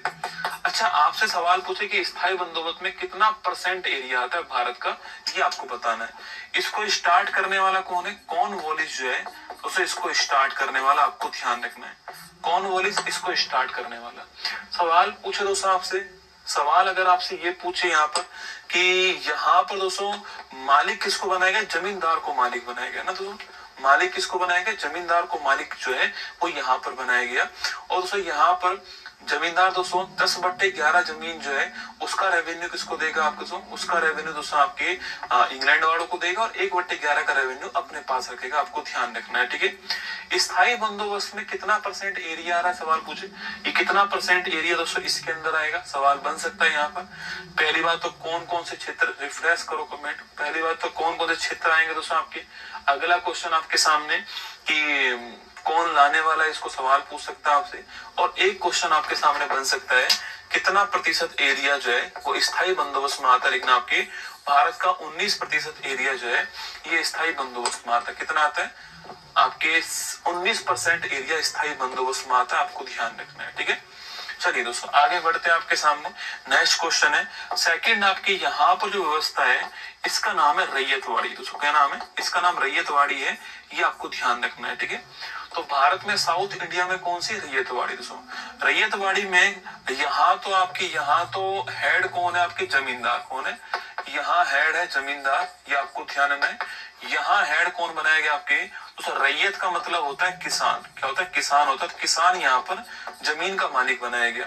इसको स्टार्ट करने वाला कौन? आपके कर्नल रीड और आपके मुनरो जो है इसको स्टार्ट करने वाला आपको ध्यान रखना है, रैयतवाड़ी को। और ये भारत में कहाँ स्टार्ट होती है? साउथ इंडिया के अंदर भारत में स्टार्ट होती है, ठीक है। वही दोस्तों ये वाला जो आपके एरिया है आपके, यहाँ पर पूछूं आपसे, यहाँ पर स्टार्ट हुई लिखना आपके महलवाड़ी। कौन है दोस्तों? महलवाड़ी यहाँ पर स्टार्ट हुई। और महलवाड़ी व्यवस्था की बात करूं आपसे, इसके संस्थापक कौन थे? तो इसके संस्थापक थे होल्ट मैकेंजी। कौन थे? होल्ट मैकेंजी जो है, होल्ट मैकेंजी, ये इसके संस्थापक थे, आपको ध्यान रखना है। तो ये तीन व्यवस्थाएं एग्जाम में सवाल बन जाता है, स्थायी बंदोबस्त, रैयतवाड़ी और महलवाड़ी।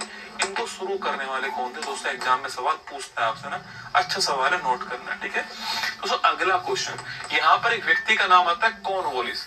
एक सीधा सिंपल क्वेश्चन आपसे अगर ये पूछ ले कि जो भारत में सवाल पूछे कि भारत में पुलिस का जनक कौन है ना, भारत में कॉर्नवालिस के बारे में एक सवाल बन सकता है कि भारत में पुलिस का जनक कौन है? कॉर्नवालिस।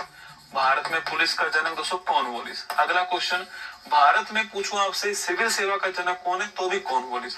भारत में सिविल सेवा जो है इसका जनक कौन है आपके? तो इसका जनक लिखना कॉर्नवालिस। यह क्वेश्चन भी एग्जाम के लिए महत्वपूर्ण बन सकता है। तो हम 1793 की बात कर रहे हैं, कॉर्नवालिस ने स्थायी बंदोबस्त प्रणाली को शुरुआत किया। जितने क्वेश्चन मेरे दिमाग में बन पा रहे हैं आपके एग्जाम को देखकर, आपके पीवाईक्यूज को देखकर, मैं आपको साथ के साथ दोस्तों लिखाता चल रहा हूँ ना, क्योंकि हम रिवीजन कर रहे हैं तो थोड़ी मेरी स्पीड तेज रहेगी, जिससे हम अधिक से अधिक कंटेंट को पढ़ पाए दोस्तों ना।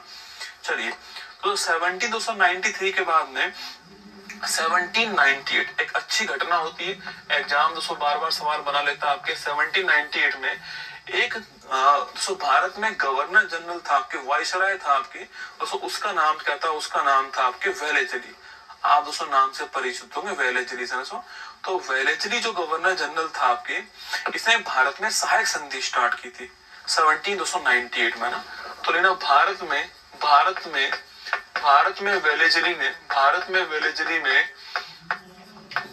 वेलेजली ने किसके साथ की पहली सहायक संधि? हैदराबाद के साथ की। तो भारत में वेलेजली ने हैदराबाद के साथ पहली सहायक संधि की है ना, पहली सहायक संधि की दोस्तों नोट करना है, ठीक है। दोस्तों इसमें क्या था? इसमें ये था कि वेलेजली कह रहा है कि ईस्ट इंडिया कंपनी अपनी सेना रियासतों के अंदर रखेगी और जो भी हमारे साथ सहायक संधि करेगा दोस्तों, उसकी रक्षा करेगी हमारी सेना। इसके एवज में उस सेना का खर्चा वही आपकी रियासत अपनाने वाला है। मतलब मैं अपनी सेना तुम्हारे राज्य में रखने वाला हूँ और खर्चा भी तुम लोग दोगे। क्या खतरनाक बात है। पर हैदराबाद ने उसने इस पे साइन करा। 1798 में पहली बार साइन जो है हैदराबाद करता है, ध्यान रखना दोस्तों ना। इसके बाद दोस्तों 1799 की बात आती है आपके, और इस समय एक बड़ा महत्वपूर्ण युद्ध चल रहा था आपके, इसको बोलते हैं हम फोर्थ आंग्ल मैसूर युद्ध। क्या बोलते हैं? फोर्थ आंग्ल मैसूर युद्ध कहते हैं आपके, जो कि अंग्रेज और मैसूर के दोस्तों मध्य होता है। और इस युद्ध के अंदर वेलेजली आपके अंग्रेजों की दोस्तों ओर से कौन होता है? अंग्रेजों की ओर से वेलेजली होता है और मैसूर की ओर से टीपू सुल्तान होता है। कौन होता है? टीपू सुल्तान जो है यह मैसूर की ओर से होता है और टीपू सुल्तान की यहाँ पर डेथ होती है ना। टीपू सुल्तान जो है इसकी मृत्यु यहाँ पर हो जाती है, आपको ध्यान रखना है। टीपू सुल्तान जी का निधन जो है वो चौथा आंग्ल मैसूर युद्ध आपके 1799 में हो गया था, आपको नोट करना है। वहां पर इनकी दोस्तों डेथ हो गई, ये भी आपको ध्यान रखना है, ठीक है। टीपू सुल्तान दोस्तों पूछूं आपसे, टीपू सुल्तान किसके मेंबर थे आपके लिखना आपके? तो ये जैकोबियन दोस्तों, ये जैकोबियन आपके जो क्लब है, जैकोबियन क्लब के दोस्तों मेंबर थे ना, इसके मेंबर थे। और ये इनको सपोर्ट किसका था आपके? फ्रांस है ना। ये किसके सपोर्ट से? आपके फ्रांस जो है इसके सपोर्ट से थे, आपको ध्यान रखना है, ठीक है। फ्रांस का सपोर्ट इनके पास में था। जैकोबियन दोस्तों दल के आपके मेंबर थे। एक क्वेश्चन पूछता है टीपू सुल्तान ने कहां पर दोस्तों आपके ट्री ऑफ लिबर्टी स्थापित करा, स्वतंत्रता का वृक्ष स्थापित करा आपके, वो कहां पर किया? श्रीरंगपट्टनम में लिखना। श्रीरंगपट्टनम जो आपके, तो श्रीरंगपट्टनम जो है यहाँ पर स्वतंत्रता का जो वृक्ष है यह स्थापित करने वाला कौन? आपके ट्री ऑफ लिबर्टी जो है ये स्थापित करने वाला कौन था? ये भी आपके टीपू सुल्तान जी थे, आपको नोट करना है। अच्छा, मैसूर के संस्थापक कौन थे? हैदर अली। टीपू सुल्तान जी के जो पिताजी आपके सो हैदर अली आपके, यह मैसूर के संस्थापक थे ना। तो मैसूर के संस्थापक कौन थे? हैदर अली। कौन है? हैदर अली जो है यह मैसूर के संस्थापक थे, आपको ध्यान रखना है, ठीक है। हैदर अली मैसूर के संस्थापक। दोस्तों हम पहुंच गए 1799 में। इसके बाद 1800 ईस्वी में कलकत्ता के अंदर फोर्ट विलियम कॉलेज की स्थापना होती है। लिखना सो 1800 ईस्वी में वेलेजली जो आपके वेलेजली जो है, यह वेलेजली दोस्तों भारत में कलकत्ता के अंदर फोर्ट विलियम कॉलेज की स्थापना करता है। कलकत्ता में फोर्ट विलियम कॉलेज जो है इसकी स्थापना करता है, आपको ध्यान रखना है। तो कलकत्ता में फोर्ट विलियम कॉलेज की स्थापना 1800 ईस्वी में वेलेजली करता है, आपको ध्यान रखना है। दोस्तों इसके बाद 1806 ईस्वी के अंदर बैंक ऑफ बंगाल की स्थापना होती है। लिखना आपके 1806 में बैंक ऑफ बंगाल जो है, बैंक ऑफ बंगाल इसकी स्थापना होती है, आपको ध्यान रखना है, ठीक है। तो बैंक ऑफ बंगाल की स्थापना 1806 में दोस्तों होती है। इसके बाद दो बैंक और स्थापित होती है, मद्रास और बॉम्बे, ठीक है। और फिर 1921 के अंदर ये तीनों बैंक मिलकर के इंपीरियल बैंक में कन्वर्ट हो जाती है। और फिर 1 जुलाई 1955 में आजादी के बाद में इंपीरियल बैंक का नाम स्टेट बैंक ऑफ इंडिया हो जाता है। तो मैं आपको यहीं पे वो लिख रहा हूँ ना दोस्तों, यहीं पे लिख रहा हूँ आपको कि सवाल आपसे अगर ये पूछ ले, सो 1921 के अंदर 1921 में bank of Bengal plus bank of Bombay plus bank of Madras, यह तीनों बैंक मिलकर के इंपीरियल बैंक जो है इसकी रचना करती है ना। और दोस्तों इंपीरियल जो बैंक है यह 1 जुलाई 1955 को स्टेट बैंक ऑफ इंडिया में कन्वर्ट हो जाता है ना। स्टेट बैंक ऑफ इंडिया जो है इसमें कन्वर्ट हो जाता है 1 जुलाई 1955 को, आपको ध्यान रखना है। तो इंपीरियल बैंक 1 जुलाई 1955 को स्टेट बैंक ऑफ इंडिया में कन्वर्ट हो गया, आपको ध्यान रखना है। ये मैंने आपको लगे हाँ दोस्तों यहीं पे नोट करा दिया है ना, थोड़ा बहुत ध्यान रखना है, ठीक है। दोस्तों वापस आओ, 1806 ईस्वी के अंदर बैंक ऑफ बंगाल की स्थापना होती है दोस्तों ना। इसके बाद में 1809 ईस्वी के अंदर एक बहुत ही फेमस संधि होती है जिसको हम बोलते हैं अमृतसर की संधि। क्या बोलते हैं इसे हम कहते हैं अमृतसर की संधि, आपको नोट करना है ना। कब होती है ये? 1809 ईस्वी के अंदर दोस्तों अमृतसर की संधि होती है। अमृतसर की संधि ईस्ट इंडिया कंपनी और पंजाब के मध्य होती है। पंजाब के महान सम्राट कौन दोस्तों? आपके महाराजा रणजीत सिंह, उनके मध्य होती है। सवाल पूछे कि अमृतसर की संधि में किसको सीमा रेखा बनाया गया? सतलुज नदी को सीमा रेखा दोस्तों बनाया गया ना। सवाल पूछे दोस्तों आपसे, पहला सवाल आपके सामने सो ये किसके मध्य होती है? लिखना आपके ईस्ट इंडिया कंपनी वर्सेज महाराजा रणजीत सिंह के मध्य होती है ना। महाराजा रणजीत सिंह जो है दोस्तों इनके मध्य होती है, जो कि पंजाब के महान सम्राट थे, आप जानते हो, ठीक है। पंजाब में भारत का पंजाब भी आता और उधर पाकिस्तान वाला पंजाब भी आता, दोनों दोस्तों आते। ईस्ट इंडिया कंपनी की ओर से कौन थे? मेटकॉफ। कौन दोस्तों? आपकी इसकी ओर से मेटकॉफ थे, आपको ध्यान रखना है, ठीक है। इसकी ओर से मेटकॉफ थे, ये भी दोस्तों आपको नोट करना है। इधर महाराजा रणजीत सिंह थे, नोट कीजिएगा। यहाँ दोस्तों यह तय दोस्तों यहाँ पर यह तय होता है दोस्तों। मान लो आपकी यह नदी है दोस्तों ना, मैं आगे बना रहा हूँ। मान लो यह नदी है, सतलुज नदी है ना, यह नदी है सतलुज नदी आपके सामने यहाँ पर, ठीक है। और सतलुज नदी के इधर की साइड कौन है? पंजाब है ना, इधर पंजाब है और इधर आपके ईस्ट इंडिया कंपनी भारत के अंदर। तो ये तय हुआ कि ईस्ट इंडिया कंपनी इस नदी को पार नहीं करेगी और ना ही पंजाब इस नदी को पार करेगा। कुल मिला के सतलुज नदी जो है आपके, इसको सीमा निर्धारण कर दिया ना। इसको सीमा किसने बना दिया? आपके इसको बाउंड्री आपके पंजाब और ईस्ट इंडिया कंपनी ने बाउंड्री बना दी, आपको ध्यान रखना है। बढ़िया क्वेश्चन एग्जाम में दोस्तों आ सकता है। अच्छा, महाराजा दोस्तों रणजीत सिंह की हम बात करें आपके, तो महाराजा रणजीत सिंह की बात करूं आपसे तो पहला क्वेश्चन तो महाराजा रणजीत सिंह जो है ये कौन सी मिसल से थे आपके? तो ये दोस्तों सुकर चकिया मिसल से थे। किससे थे? सुकर चकिया जो मिसल है इससे संबंधित आपको नोट करना है दोस्तों ना। सिख धर्म के अंदर 12 मिसल थे ना, तो सिख धर्म दोस्तों आपके यहाँ पर 12 मिसल थी आपकी। इस दोस्तों 12 मिसल में से आपकी 12 कैटेगरी थी सिख धर्म के अनुसार। सिख धर्म के अंदर उस 12 में से एक मिसल थी सुकर चकिया मिसल आपके ना। उस सुकर चकिया मिसल से कौन थे? महाराजा रणजीत सिंह जो है उसी मिसल से थे। आपको सवाल पूछता है एग्जाम में, तो दोस्तों नोट करना है महाराजा रणजीत सिंह, एग्जाम के लिए महत्वपूर्ण सवाल बन सकता है। 1809 दोस्तों ईस्वी के अंदर जो है यहाँ पर आपके ये तय हो गया, आपके सामने दोस्तों बात जो है वो यहाँ पर तय हो गई, ठीक है। 1809 ईस्वी के अंदर दोस्तों आपकी ये जो है यहाँ पर हुआ था। ठीक है दोस्तों, यहाँ पर एक वर्ड है मैटकॉफ। कौन सा वर्ड है? मैटकॉफ। दोस्तों मैटकॉफ के बारे में एक पॉइंट यहाँ पे आप लिख दीजिए, यहाँ लिख दीजिए मैटकॉफ में। सवाल पूछे कि भाई भारतीय प्रेस का मुक्तिदाता किसे कहते हैं? तो भारतीय समाचार पत्र का मुक्तिदाता जो है यह किसे कहते हैं? लिखना आपके, ये कहते हैं मैटकॉफ को। तो लगे हाँ दोस्तों, यह पॉइंट भी आप यहाँ पर नोट कर लो। तो मैटकॉफ को भारतीय प्रेस का मुक्तिदाता कहते हैं, आपको ध्यान रखना है। सवाल आपसे ये पूछने की भारत का पहला समाचार पत्र कौन सा है? सवाल पूछे कि भारत का पहला समाचार पत्र, पहली बात तो उसका नाम क्या है, अगला इसको स्टार्ट करने वाला कौन, और थर्ड क्वेश्चन इसका प्रकाशन कब हुआ। ठीक है, एक क्वेश्चन बने कि भारत का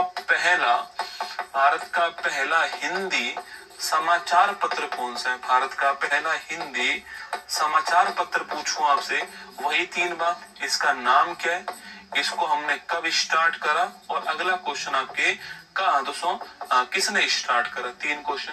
एक क्वेश्चन दोस्तों आपके कि वर्नाकुलर प्रेस एक्ट, जिसने भारतीय जो आपके समाचार पत्र थे उनका गला घोंट दिया, वर्नाकुलर जो प्रेस एक्ट है यह कब आया दोस्तों, कब आया और कौन लेकर आया, कौन दोस्तों लेकर आया इसको, ये 2 क्वेश्चन आपके सामने। तो देखो ये 6 क्वेश्चन दोस्तों अलग से आपके सामने। भारत का पहला समाचार पत्र पूछूं आपसे, इसका दोस्तों नाम क्या है? ठीक है, भारत का पहला समाचार जो पत्र है उसका नाम क्या है पूछूं आपसे, तो भारत का पहला समाचार दोस्तों पत्र जो है इसका नाम लिखिए क्या आपके, इसका नाम बंगाल गजट। क्या नाम है? बंगाल गजट जो है ये इसका नाम है, आपको ध्यान रखना है। क्या नाम है? बंगाल गजट दोस्तों नाम है, आपको पहला क्वेश्चन ध्यान रखना है। ठीक है, अगला क्वेश्चन आपके शेर ए पंजाब भी किसको कहते हैं? महाराजा रणजीत सिंह को तो शेर ए पंजाब भी कहते हैं ना, शेर ए पंजाब भी कहते हैं, ध्यान रखना। अगला क्वेश्चन, इसको स्टार्ट करने वाला कौन दोस्तों आपके, अरे इसको स्टार्ट करने वाला पूछूं आपसे, इसको स्टार्ट करने वाला है जेम्स ऑगस्टस हिक्की। कौन है? जेम्स ऑगस्टस हिक्की जो है,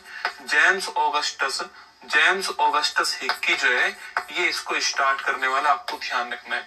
अगला क्वेश्चन है दोस्तों कब स्टार्ट कराना, सवाल पूछा आपसे कब स्टार्ट हुआ ये आपको बताना है ना। अच्छा यहाँ देखो, भारत का पहला हिंदी समाचार पत्र पूछूं आपसे, उद्दंड दोस्तों मार्तंड जो है ये इसका नाम है, आपको ध्यान रखना है। स्टार्ट करने वाला कौन है? पंडित जुगल किशोर शर्मा। कौन है? पंडित जुगल किशोर शर्मा जो है ये इसको स्टार्ट करने वाला है, आपको ध्यान रखना है। तो स्टार्ट करने वाला कौन दोस्तों? पंडित जुगल किशोर शर्मा।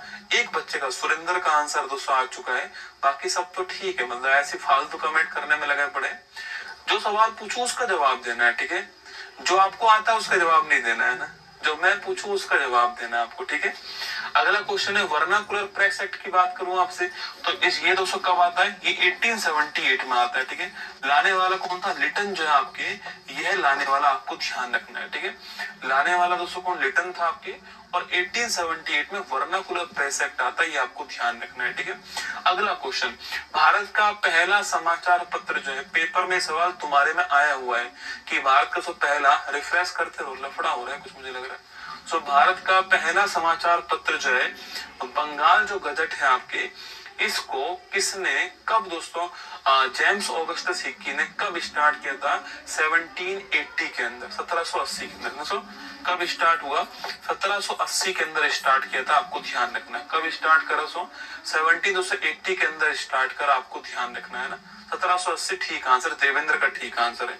अच्छा, भारत का पहला हिंदी समाचार पत्र पूछूं आपसे, दोस्तों उद्दंड मार्तंड जो है कब स्टार्ट हुआ था, ये भी आपको छापना है, कब स्टार्ट हुआ था उद्दंड मार्तंड जो है। देखो हम दोस्तों कहाँ पे थे आपके, हम थे आपके 1809 के अंदर, हमने अमृतसर की संधि करवा दी, किसके बीच में? मैटकॉफ और महाराजा रणजीत सिंह के बीच में। दोस्तों ये 1809 की संधि हो चुकी है। बाकी ये मैंने आपको कुछ एक्स्ट्रा फैक्ट जो है यहीं पर दोस्तों आपको साथ में नोट करा दिया, आपको थोड़ा ध्यान रखना है। ठीक है, चलिए दोस्तों इसके बाद देखिए, इसके बाद दोस्तों एक अधिनियम आता है 1813 का चार्टर दोस्तों अधिनियम। कौन सा आता है? 1813 का चार्टर अधिनियम आता है ना। अच्छा, चार्टर जो अधिनियम आपके 1813 वाला आता है, इसमें अंग्रेजों ने शिक्षा के लिए पहली बार 1 लाख रुपए दिए। सवाल पूछे कि वे शिक्षा के लिए 1 लाख रुपए कब दिए गए? 1813 के चार्टर अधिनियम से दिए गए। मैंने दोस्तों आपसे पहले ही कहा है कि जो अंग्रेज कहाँ पर बैठे हुए हैं, इंग्लैंड में बैठे हुए हैं, वो भारत में जो ईस्ट इंडिया कंपनी उसको रेगुलेट करने की कोशिश कर रहे हैं। मैंने आपको रेगुलेटिंग एक्ट में भी लिखवाया था, ब्रिटिश इंडिया एक्ट में भी लिखवाया था। यहाँ आपके जैसे यहाँ पर जो आपके सो महारानी है आपकी, उसने ईस्ट इंडिया कंपनी का चाय और चीन, चीन मतलब देश है ना, तो चीनी नहीं है आपके, चीन देश है, तो चाय और चीन के साथ जो व्यापार है उसके एक अधिकार को छोड़कर बाकी एक अधिकार यहाँ पर समाप्त कर दिए गए। तो 1813 के चार्टर अधिनियम में 2 काम होते हैं। पहली बात तो शिक्षा के लिए 1 लाख रुपए ना, शिक्षा के लिए 1 लाख रुपए जो है दोस्तों यहाँ पर दिया जाता है। और सेकंड दोस्तों पॉइंट लिखना, आप सेकंड पॉइंट लिखिएगा कि ईस्ट इंडिया कंपनी का चाय और चीन को छोड़कर, ईस्ट इंडिया कंपनी का चाय और चीन को छोड़कर व्यापारिक एकाधिकार, चाय और चीन को छोड़कर व्यापारिक एकाधिकार समाप्त कर दिया ना, चाय और चीन को छोड़कर व्यापारिक एकाधिकार जो है इसको समाप्त कर दिया गया। आपको ध्यान रखना है, ठीक है। तो व्यापारिक एकाधिकार का मतलब ये था कि पहले भारत के साथ व्यापार केवल ईस्ट इंडिया कंपनी दोस्तों करती है ना, केवल ईस्ट इंडिया कंपनी मोनोपोली थी, कोई और कर ही नहीं सकता। अब खुला कर दिया है, बस चाय और चीन की मोनोपोली ईस्ट इंडिया कंपनी के पास में, बाकी दोस्तों खुला कर दिया है, कोई व्यापार करो जिसकी मर्जी हो ना, खुला कर दिया है ना। दोस्तों 1813 का आपको ये अधिनियम आपको नोट करना है एग्जाम के लिए दोस्तों ना। इसके बाद दोस्तों पूछूं आपसे 1828 है ना, 1828 में ब्रह्म समाज की स्थापना होती है। और स्थापना करने वाले कौन दोस्तों आपके, ये आपके जो स्थापना करने वाले पूछूं आपसे कौन लिखना, स्थापना करने वाले राजा राम मोहन राय। कौन थे? राजा राम मोहन राय जो है यह स्थापना करने वाला, आपको ध्यान रखना है। दोस्तों पहला क्वेश्चन, इन्हें राजा की उपाधि देने वाला कौन आपके, तो लिखना इनको दोस्तों राजा की जो उपाधि है आपके वह देने वाला कौन आपके, अकबर सेकंड। कौन था? अकबर सेकंड जो है इन्होंने दोस्तों आपके इन्हें राजा की उपाधि दी, आपको ध्यान रखना है, ठीक है। अगला क्वेश्चन आपके सवाल पूछे कि संवाद कौमुदी और मिरातुल अखबार किसकी रचना है आपकी, वो इन्हीं की है ना। तो लिखिए संवाद कौमुदी यह किसकी पत्रिका है, इन्हीं की पत्रिका है, ठीक है। और मिरातुल अखबार भी किसकी पत्रिका है, इन्हीं की पत्रिका है। संवाद कौमुदी और मिरातुल अखबार जो है ये दोनों दोस्तों इन्हीं की पत्रिका, आपको ध्यान रखना है। अगला क्वेश्चन, इनका निधन कहाँ पर होता है, लिखना आपके इनका निधन सब ब्रिस्टल में होता है। कहाँ होता है? ब्रिस्टल जो है आपके इंग्लैंड के अंदर, यहाँ निधन होता है। अकबर सेकंड की पेंशन रोक ली किसने, अंग्रेजों ने। तो उनकी पेंशन स्टार्ट करवाने के लिए आपके इंग्लैंड कौन गए, राजा राम मोहन राय गए, इसलिए अकबर सेकंड ने इनको राजा की उपाधि प्रदान कर दी। लेकिन वही ब्रिस्टल में दोस्तों इनका निधन हो गया, आपको ध्यान रखना है। 1828 राजा राम मोहन राय, ब्रह्म समाज की स्थापना। अगले वर्ष 1829 में सती प्रथा को समाप्त कर दिया गया भारत में, और विलियम बेंटिक ने किया। प्रयास किसके थे? प्रयास थे राजा राम मोहन राय दोस्तों ना। अगले वर्ष 1829 में, अगले वर्ष 1829 में सती प्रथा को समाप्त किया गया, तो भारत से ना सती प्रथा को एंड कर दिया। एंड करने वाले कौन थे? विलियम बेंटिक दोस्तों एंड करने वाले। और अगला पॉइंट लिखिएगा आप, अगला पॉइंट किसके प्रयास से एंड किया? राजा राम मोहन राय जो है इनके प्रयास से ये आपके एंड किया, आपको 1829 में सब ध्यान रखना है, ठीक है। ये आपकी घटना होती है। इसके बाद एक बड़ा फेमस अधिनियम आता है 1833 का चार्टर अधिनियम। पहला क्वेश्चन, ईस्ट इंडिया कंपनी का व्यापारिक एकाधिकार पूरी तरह किस अधिनियम में समाप्त होता है? चाय और चीन भी निपटा दिया ना, तो धीरे धीरे निपटा रहे हैं ना। व्यापारिक एकाधिकार पूरी तरह समाप्त किसने कर दिया है? 1833 के तो चार्टर अधिनियम में समाप्त कर दिया। अगला क्वेश्चन, बंगाल के गवर्नर जनरल की पोस्ट का नाम जो है भारत का गवर्नर जनरल कर दिया। और भारत का पहला गवर्नर जनरल किसको बनाया गया? विलियम बेंटिक को बनाया गया, ध्यान रखना। दोस्तों इसी अधिनियम के द्वारा विलियम बेंटिक ने भारत में पहला विधि आयोग बनाया, लॉ कमीशन बनाया, और उसका हेड किसको बनाया? मेकाले जो है उसका हेड बनाया 1834 में। वह विधि आयोग बनाया गया, आपको ध्यान रखना है, ठीक है। 1834 में वह विधि आयोग जो बनता है, ये ध्यान रखना। दोस्तों इसके बाद कौन आता है? इसके बाद में 1833 का चार्टर दोस्तों अधिनियम आता है। एग्जाम में अगर इसमें सवाल की बात करूं आपसे तो 4 सवाल पूछता है इसमें। दोस्तों पहला क्वेश्चन आपके ईस्ट इंडिया कंपनी का व्यापारिक एकाधिकार 100% समाप्त कहाँ हुआ। यह 100% जो है इसका द एंड कहाँ हुआ लिखना आपके, वो आपके इसी में होता है दोस्तों ना। अगला क्वेश्चन लिखिएगा आपके दोस्तों, नेक्स्ट क्वेश्चन लिखिएगा। सवाल पूछे कि बंगाल का गवर्नर जनरल जो है इस पोस्ट का नाम चेंज कर दिया और अब इस पोस्ट का नाम होगा भारत का गवर्नर जनरल। क्या होगा? भारत का गवर्नर जनरल जो है यह इस पोस्ट का नाम होगा, आपको ध्यान रखना है। तो बंगाल का गवर्नर जनरल जो है इस पोस्ट का नाम भारत का गवर्नर जनरल कर दिया, आपको ध्यान रखना है। और किसको बनाया गया? विलियम बेंटिक जो है इसको बनाया गया। लिखना आपके किसको बनाया गया, तो भारत का पहला गवर्नर जनरल जो है किसको बनाया गया, तो विलियम बेंटिक को भारत का पहला गवर्नर जनरल जो है यह बनाया गया, आपको ध्यान रखना है।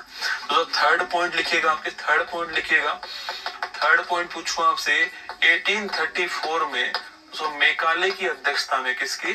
मेकाले की अध्यक्षता में, झंडूबाम मेकाले की अध्यक्षता में लिखिएगा विधि आयोग बनाया गया। कौन सा आयोग बनाया गया?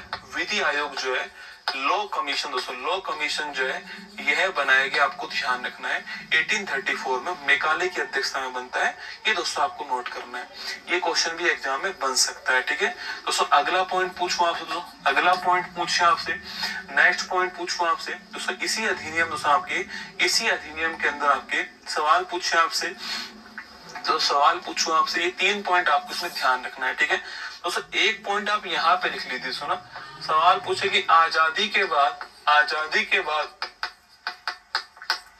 भारत का पहला विधि आयोग जो है, पहली बात पूछू कब बना दोस्तों, कब बना? 1955 में बना। और किसकी अध्यक्षता बना? आपके एम सीतलवाड़ की अध्यक्षता में। तो एम सीतलवाड़ की अध्यक्षता में आजादी के बाद भारत का पहला विधि आयोग बनाया गया, ठीक है। अच्छा, आप में से कौन बताएगा कि वर्तमान में अभी दोस्तों कुछ दिनों पहले कौन सा विधि आयोग बनाया गया? कोई भी बताना चाहे बता सकता है कि वर्तमान में अभी कुछ दिनों पहले कौन सा विधि आयोग बनाया गया, ये क्वेश्चन आपके सामने, ठीक है। चलिए दोस्तों, 1833 का चार्टर अधिनियम आपके सामने आ चुका है दोस्तों।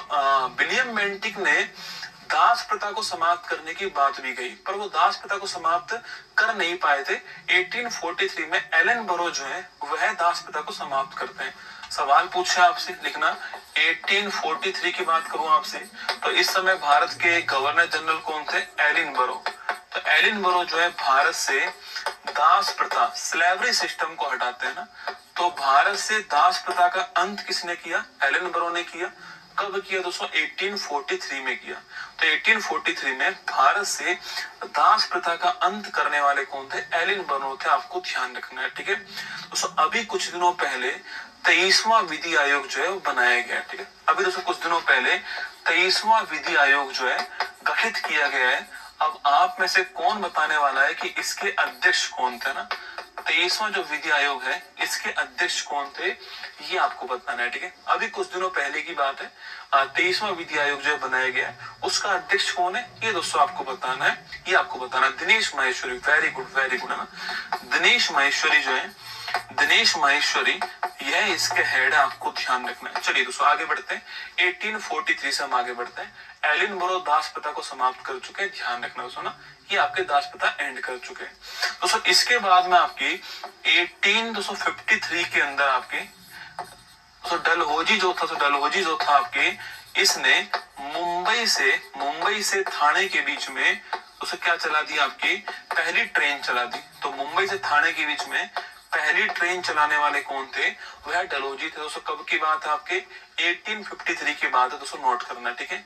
वही 1854 के अंदर दोस्तों, 1854 में दोस्तों डलहौजी दोस्तों चल रहे हैं आपके, तो डलहौजी ने आपकी 54 में वुड डिस्पैच आपके जो है वह प्रस्तुत करा।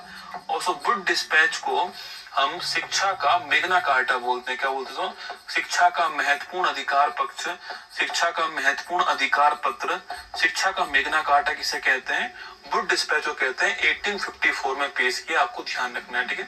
तो 1854 में शिक्षा का मेग्ना कार्टा आपके वुड डिस्पैच को प्रस्तुत करने वाले कौन आपके सो? इसको भी प्रस्तुत करने वाले डलहौजी। तो कौन आपके? डलहौजी आपके प्रस्तुत करने वाले। सवाल पूछे कि भारत में पीडब्ल्यूडी डिपार्टमेंट की स्थापना करने वाला कौन था आपके? तो आपके भारत में पब्लिक जो वर्क डिपार्टमेंट इसकी स्थापना करने वाला वो भी आपके डलहौजी। भारत में पहली टेलीग्राफ सुविधा सेवा स्टार्ट करने वाला आपका कौन था? तो वह भी आपके डलहौजी। भारत में आपके हड़पने की नीति, डॉक्ट्राइन ऑफ लैप्स लाने वाला कौन दोस्तों आपके? वह भी आपके डलहौजी, है ना। सवाल दोस्तों आपसे यह पूछा, आपसे डलहौजी पूछूं आपसे, डलहौजी के बारे में 4-5 क्वेश्चन लिखिए आप। हड़पने की नीति स्टार्ट करने वाला कौन आपके सो? हड़पने की नीति, इसे कहते हैं डॉक्ट्राइन ऑफ लैप्स। क्या बोलते हैं इसे? डॉक्ट्राइन ऑफ लैप्स जो है ये डलहौजी। दोस्तों आपको ध्यान रखना है, ठीक है। नेक्स्ट क्वेश्चन लिखिए आपके सो, नेक्स्ट पॉइंट लिखिए डलहौजी में आपके भारत की पहली टेलीग्राफ सेवा पूछूं आपसे। सो भारत की पहली टेलीग्राफ सेवा जो है, टेलीग्राफ सर्विस लाइन सेवा जो है, यह भी डलहौजी ने स्टार्ट करा दोस्तों ना। अगला क्वेश्चन आपके ये भी 1854 में स्टार्ट हुआ दोस्तों ना। अगला क्वेश्चन लिखिएगा, पीडब्ल्यूडी डिपार्टमेंट की स्थापना करने वाले कौन आपके? इसकी भी स्थापना करने वाले डलहौजी थे। ये दोस्तों आपको नोट करना है, कौन थे? डलहौजी इसकी स्थापना करने वाले, आपको ध्यान रखना है दोस्तों ना। अगला क्वेश्चन आपसे पूछे आपसे दोस्तों, अगला क्वेश्चन पूछूं आपसे दोस्तों, झांसी को किस आधार पर हड़प लिया इसने? कि झांसी की जो रानी थी दोस्तों लक्ष्मीबाई जी आपके, उनके कोई रियल पुत्र नहीं था ना, तो उन्होंने गोद लिया था पुत्र आपके, उसे कहते हैं दत्तक पुत्र। डलहौजी कहता है कि नहीं रियल है तो आगे शासन करेगा, वरना शासन दोस्तों नहीं करेगा। तो गोद निषेध प्रथा को लाने वाला कौन था? डलहौजी। उसी बेस पर आपके झांसी की रानी लक्ष्मीबाई जो है वो 57 की दोस्तों क्रांति के अंदर उतरने वाली है। कहां से? आपके झांसी से, है ना दोस्तों। तो और दोस्तों इसके अलावा आपके अवध को किस आधार पर हड़पा दोस्तों? अवध को दोस्तों हड़पने का आधार क्या था? कुशासन। अवध में कहता है डलहौजी की कुशासन है दोस्तों ना। अवध में डलहौजी क्या बोलता है? कुशासन है। यही दोस्तों कारण था आपके अवध में बेगम हजरत महल आपके अवध से 57 की क्रांति को लीड करती है ना। दोस्तों यही दोस्तों कारण है आपके कि अवध से 57 की क्रांति में बेगम हजरत महल लीड करेंगे ना। बेगम हजरत महल दोस्तों लीड करेंगे, आपको नोट करना है। बेगम हजरत महल जो है सो लीड करेंगे, ये आपको नोट करना है, ठीक है। दोस्तों कौन लीड करेंगे आपके? बेगम दोस्तों हजरत महल लीड करेंगे 57 की क्रांति के अंदर, ठीक है। तो देखो डलहौजी के कुछ काम आपको एग्जाम के हिसाब से ध्यान रखना है, ठीक है। सवाल दोस्तों इसके आगे बढ़ता है तो आपके लिखना 1856 की मैं बात करूं आपसे, तो भारत में विधवा पुनर्विवाह अधिनियम आता है। कौन सा आता है? विधवा पुनर्विवाह अधिनियम जो है यह कब आता है? आपके 1856 में आता है। लाने वाले कौन थे? ईश्वर चंद विद्यासागर। दोस्तों कौन लाने वाले थे? ईश्वर चंद विद्यासागर आपके ये लाने वाले, आपको ध्यान रखना है। इनकी पत्रिका का नाम क्या है? सोम प्रकाश। क्या नाम दोस्तों? सोम प्रकाश जो है ये इनकी पत्रिका है, यह भी आपको नोट करना है। वर्नाकुलर प्रेस एक्ट में बैन होने वाली पहली पत्रिका कौन सी है? वह सोम प्रकाश, भी आपको ध्यान रखनी है। वर्नाकुलर प्रेस एक्ट में बैन होने वाली पहली पत्रिका ना। इस 56 के बाद में स्टार्ट होती है कौन सी? 57 की दोस्तों क्रांति। कौन सी स्टार्ट होती है? 57 की जो क्रांति है दोस्तों वो स्टार्ट होती है। 57 की क्रांति में 2-3 आपको महत्वपूर्ण डेट याद करनी है। 57 की दोस्तों क्रांति का मूल प्रमुख दोस्तों कारण क्या था आपके? सो प्रमुख कारण था आपके जो एनफील्ड राइफल थी आपके, उनमें चर्बी वाले कारतूस का उपयोग करना दोस्तों प्रमुख कारण था, ठीक है। सवाल पूछू कि इसका तात्कालिक दोस्तों कारण क्या था आपके? ट्रिगर आपके जो है किससे हुआ, ये आपके लिखना। तात्कालिक जो कारण था आपके तो जो एनफील्ड आपके जो राइफल आई थी आपके, जो नई आपके एनफील्ड राइफल्स आती है आपकी, इन एनफील्ड आपकी बंदूक में चर्बी वाले कारतूस जो है इनका यूज किया गया। इससे दोस्तों आपके भारतीयों को, हिंदुओं को, मुस्लिमों को समस्या हुई और यही आपके जो है क्रांति में दोस्तों स्टार्ट हुआ। 8 अप्रैल 1857 दोस्तों ईस्वी को मंगल पांडे को यहाँ पर फांसी हो गई। दोस्तों लिखना, आपके सवाल पूछे कि मंगल पांडे को फांसी किस तारीख को होती है, तो मंगल पांडे को जो फांसी है वह लिखना आपके वह होती है 8 अप्रैल 1857 को होती है और मंगल पांडे इस क्रांति के पहले शहीद बन गए ना। सवाल पूछे कि इस क्रांति के पहले शहीद दोस्तों कौन थे, मंगल पांडे थे, आपको ध्यान रखना है, ठीक है। सवाल दोस्तों बन सकता है।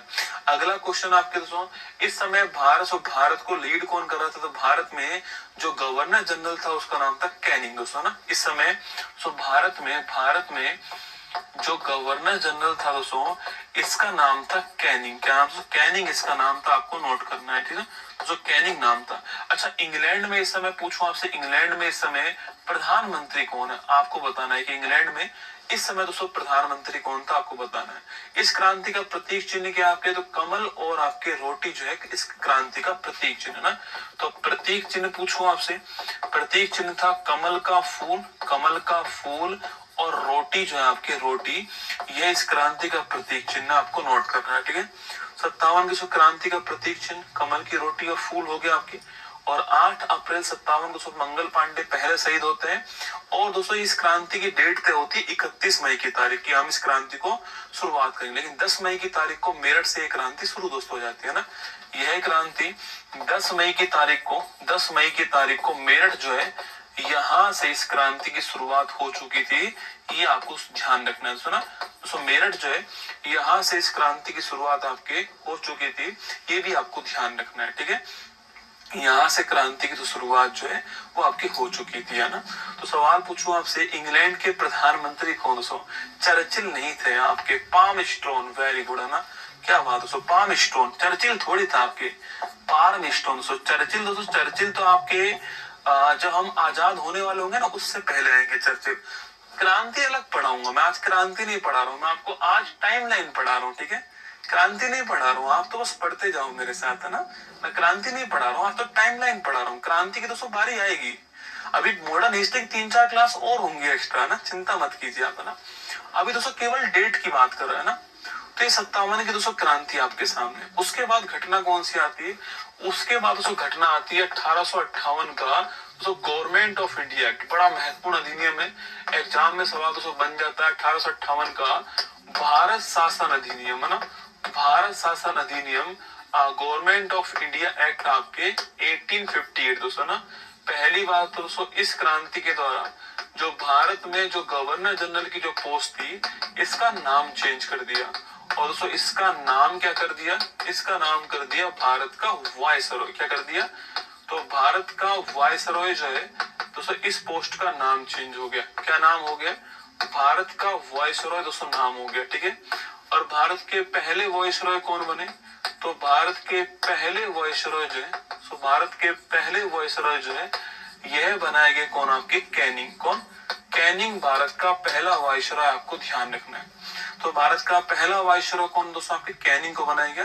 कैनिंग भारत का पहला वायसरॉय हो गया, ध्यान रखिएगा दोस्तों। अगला क्वेश्चन दोस्तों, ईस्ट इंडिया कंपनी का शासन कहाँ समाप्त हो गया आपके सो, इसका द एंड भी यही दोस्तों हो गया, इसका समापन दोस्तों यहीं पर हो गया, नोट करना, ठीक है।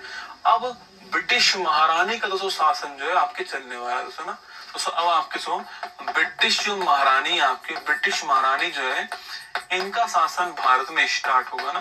ब्रिटिश महारानी का शासन जो है सो ये आपके भारत में स्टार्ट हो गया, आपको ध्यान रखना है, ठीक है। दोस्तों अगला क्वेश्चन, ये एक नई पोस्ट बनाते हैं भारत के, जिसका मतलब भारत सचिव। बढ़िया क्वेश्चन है, भारत सचिव की पोस्ट कब बनाएगी आपकी, तो यही बनाएगी, नोट करना। तो यहाँ दोस्तों भारत सचिव की एक नई पोस्ट बनाएगी। तो भारत सचिव की जो पद है इसका सृजन जो है वो यहाँ पर किया गया, आपको ध्यान रखना है। तो भारत सचिव की पोस्ट का सृजन दोस्तों यहाँ पर किया गया।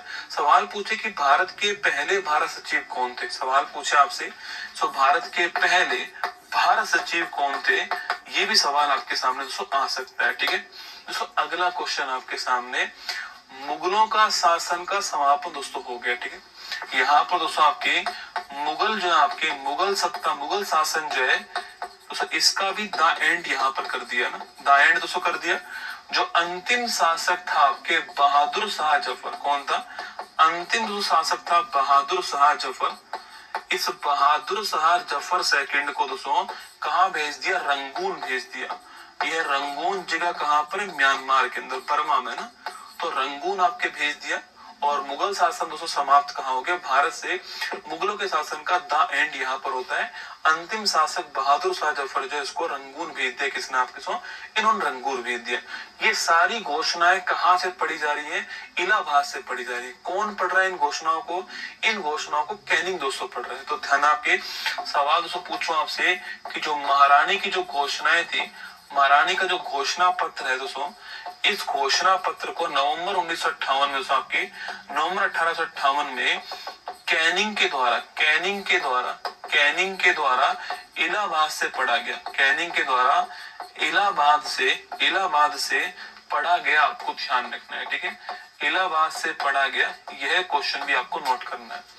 तो कहां से पढ़ा गया, इलाहाबाद से पढ़ा गया, ध्यान रखिएगा। तो मैंने सवाल आपसे ये पूछा, तो पहला सवाल मेरा था आपके सामने कि भारत का गवर्नर जनरल कौन था। सॉरी, भारत का गवर्नर जनरल पोस्ट का नाम भारत का वायसरॉय हो गया। भारत के पहले वायसरॉय कैनिंग को बनाया गया। ईस्ट इंडिया कंपनी का शासन कब समाप्त हुआ, यही समाप्त दोस्तों हो गया। ब्रिटिश महारानी का शासन कब स्टार्ट हुआ, यहीं से स्टार्ट हो गया। भारत सचिव का पद सृजित किया गया आपके, और पहले भारत सचिव किसको बनाया गया, स्टैनली दोस्तों, किसको, स्टैनली। तो पहला भारत सचिव कौन बनता है, स्टैनली भारत के पहले भारत सचिव बनते हैं। मुगलों के शासन का द एंड हो गया। अंतिम कौन था, बहादुर शाह जफर सेकंड अंतिम था, इसको दोस्तों रंगून टिका दिया। महारानी का घोषणा पत्र दोस्तों आपके 1 नवंबर, कब की तारीख से, 1 नवंबर 1858 को कैनिंग ने कहां से पढ़ा, इलाहाबाद जो है यहां से दोस्तों घोषणा पत्र जो है इसको पढ़ा। आपको ध्यान रखना, कहां से, कैनिंग ने पढ़ा, इलाहाबाद घोषणा पत्र। ये आपसे सवाल पूछ सकता है एग्जाम के अंदर, थोड़ा दोस्तों ध्यान रखना है, ठीक है। चलिए आगे बढ़ते हैं दोस्तों, नेक्स्ट क्वेश्चन आपके।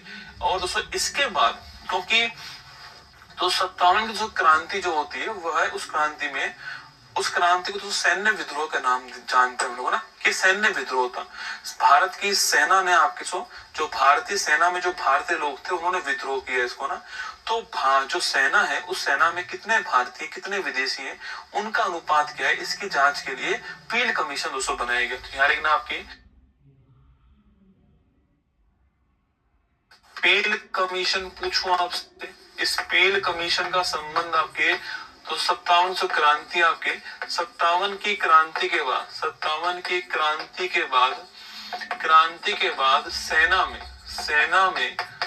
सेना में भारतीय और विदेशी, तो सेना में भारतीय और विदेशी सैनिकों के अनुपात